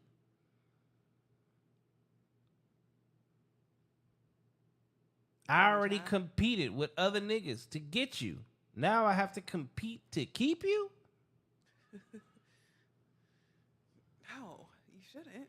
Exactly, because It's that's not that. peaceful. It's really not that. I think that, yeah, men just don't, to me personally. A lot of women. You show up a certain way, you don't have to compete. You will get my time. But Hey, if you y'all are lead. getting my time and you don't embrace No, that, you and lead don't with your appreciate titles. it, You know who should be appreciating someone's time?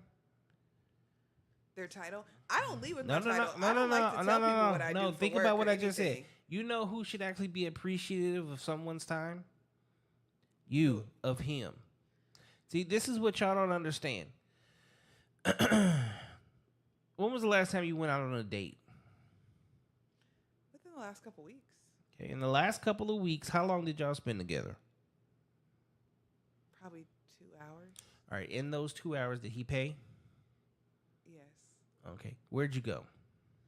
We went to get coffee, Lux. You went to go get coffee? Yeah. Okay, so I'm gonna say an actual date, like dinner date. No. Well, I don't eat out. Okay.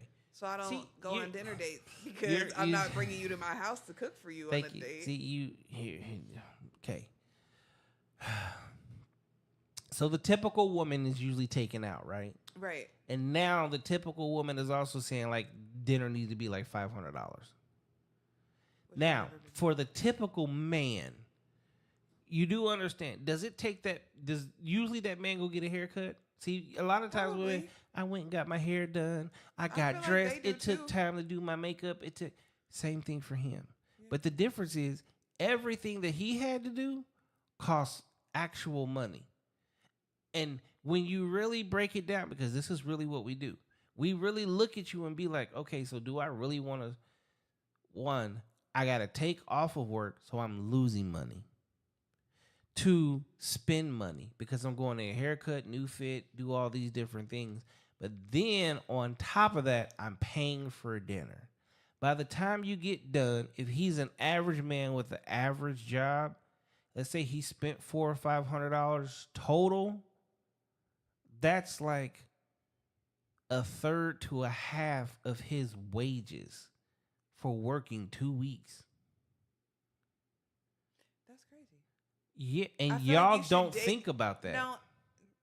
Okay, we're talking about the majority. I do agree with that because I have conversations to where I'm like, know that that's not me. I feel like, for one, you should date within your bracket. If you can't afford, No, that's not true. I believe that. I don't believe There's that you should be here's putting the yourself problem. out from your There's no paycheck such to take thing as somebody out. there's no such thing as brackets. Cause see, this is where this is where competing comes in. What the fuck is a bracket? If you don't earn shit, there's no bracket. See, your grandfather took grandma to go get an ice cream that cost 10 cents. That's what what I mean, was though. the bracket? You should find a woman that you could take to do something like that. That's not gonna have you so. But in a financially. world where that exact same woman that you just went and spent a third to a half of your check is usually only makes a quarter of what you make. Crazy part is, man making $40,000 to $50,000 is looked and frowned upon, but she makes $32,000. Right. But because you go to the club, you get in for free, niggas buy you drinks, you can find a sugar daddy or a simp ass nigga that's gonna give you some money. You can put Cash App on your fucking profile and just get random money from random dudes that just think they can impress you by giving you $25, $200 here, $200. See, you are living a 6-figure lifestyle, but you only make $32,000. But that nigga that makes $45,000 to $50,000 only lives a $45,000 to $50,000 lifestyle. Yeah. And then the crazy part, here we go with this. See, you can go out every single night. We got flights of drinks. We got this. We got that. Y'all will split that shit. All 12 of y'all at the same time. All 5 of y'all. All 3 of y'all. Y'all will split that shit. So it doesn't really cost you as much. But he got to pay for every fucking thing.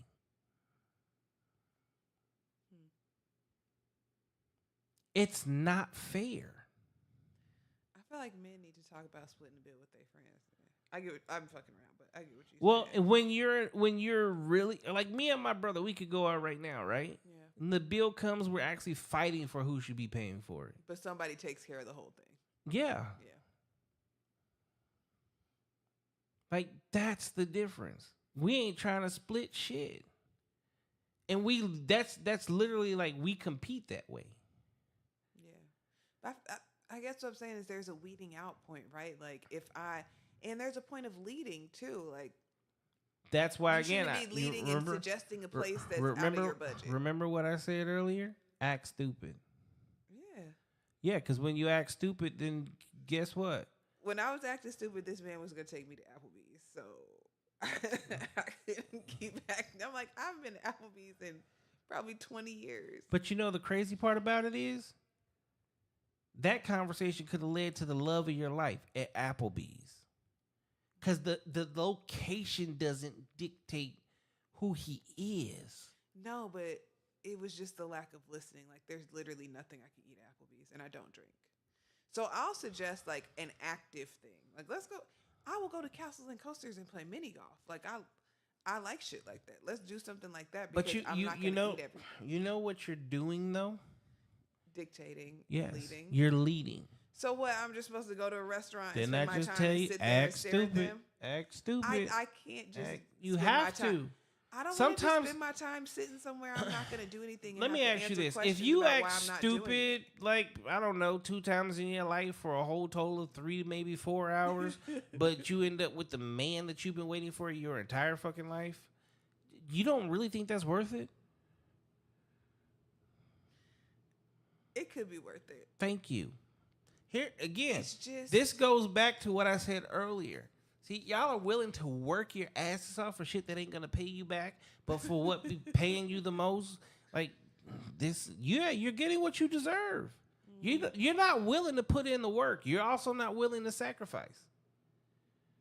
But we have to every time. This is why, at the end of the day, we always get exactly what we want because we'll keep working for it. You won't. You'll give up, and y'all do. I'll just get a cat. I'll get a dog. I'll die alone. Yeah, y'all give Build a up. commune of women. Yeah. Give the fuck, y'all. I'm just gonna keep going out with my girlfriends, and now you're the 50-year-old cougar who just fucking different niggas on a regular basis. Yeah. I feel you. I hear you. Until you're so old that now you just always end up buying all your drinks, and niggas don't look at you no more, and you just stop going out. See, but even when I went out, dudes, they didn't buy me drinks. There's all these little holes in these situations. I'm like, I don't know what it is. It's just never Men my are thing. also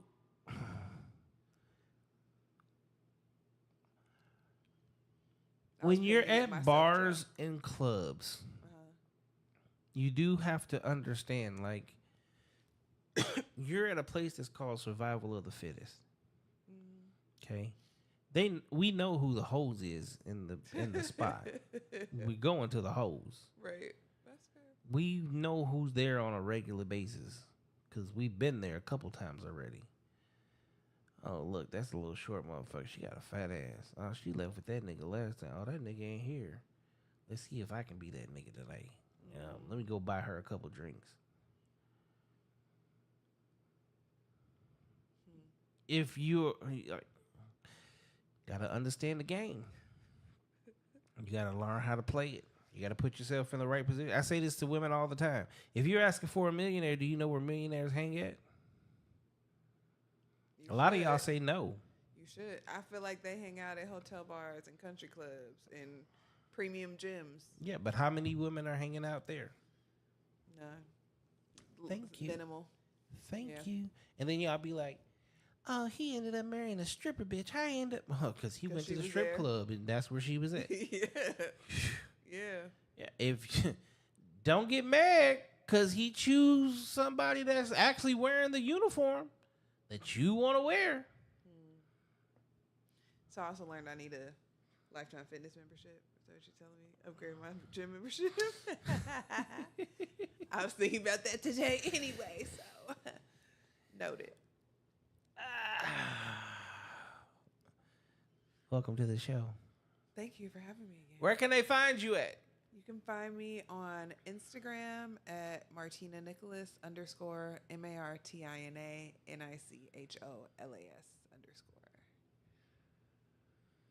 Thank you so much. Thank you. Am I mean?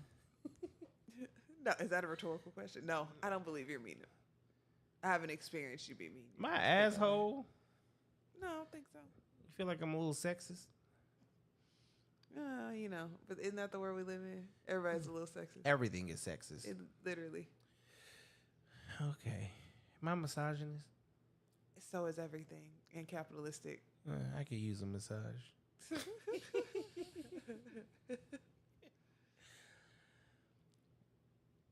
On a scale of 1 to 10, you've been on here twice. What would Yes. you rate this podcast? On a scale of 1 to 10, Yep. I feel like 7, 8. Okay. If I could improve on something, what would it be?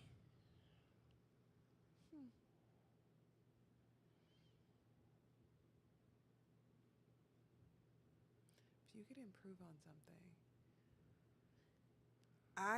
Here's why I said 7, 8. Because my attention span is like 45 minutes.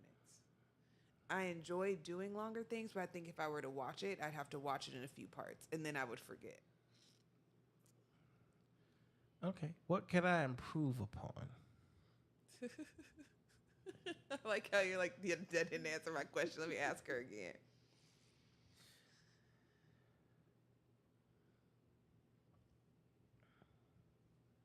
I don't know. This is a great question. Yeah, see, if you can't answer that question, that means I did my job. That you did your job. What can you improve upon?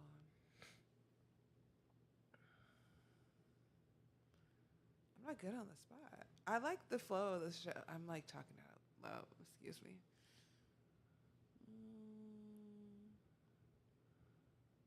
I don't have an answer for you. You did your job. Okay, that's all. You did your job.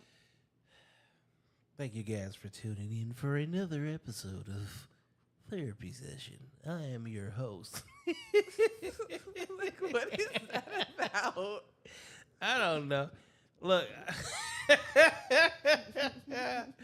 I like to have fun. I like to be stupid fun. and silly, and I give no shits. I got. One day I'm really gonna just say fuck it and be in like white face makeup with a blonde wig, and I'm gonna be like, hey, my name's Chet, let's go. And just like do a whole show just dumb as fuck. Or skits or something, because it would just be fun. It's funny. It's fun. It's like have we get one of the I get one try at this shit. Yeah. Okay. Fucking have fun. Fuck everything else. Fuck judgment. Fuck all that shit. Just fucking have fun. So, welcome to another episode of No Cap Reacts.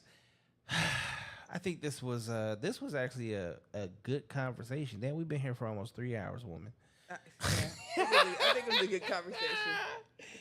So, 3 hours worth. We yeah.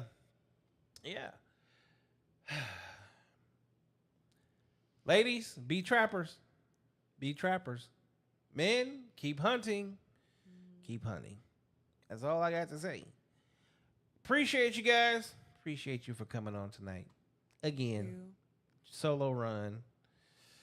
Like, this nigga gave me a run for my money. He's smart as a fucking. He read Encyclopedia Britannica. Hey, so did I. Yeah. See, there you go. Competitor and not a trapper, huh? Y'all have a wonderful evening, and I will see y'all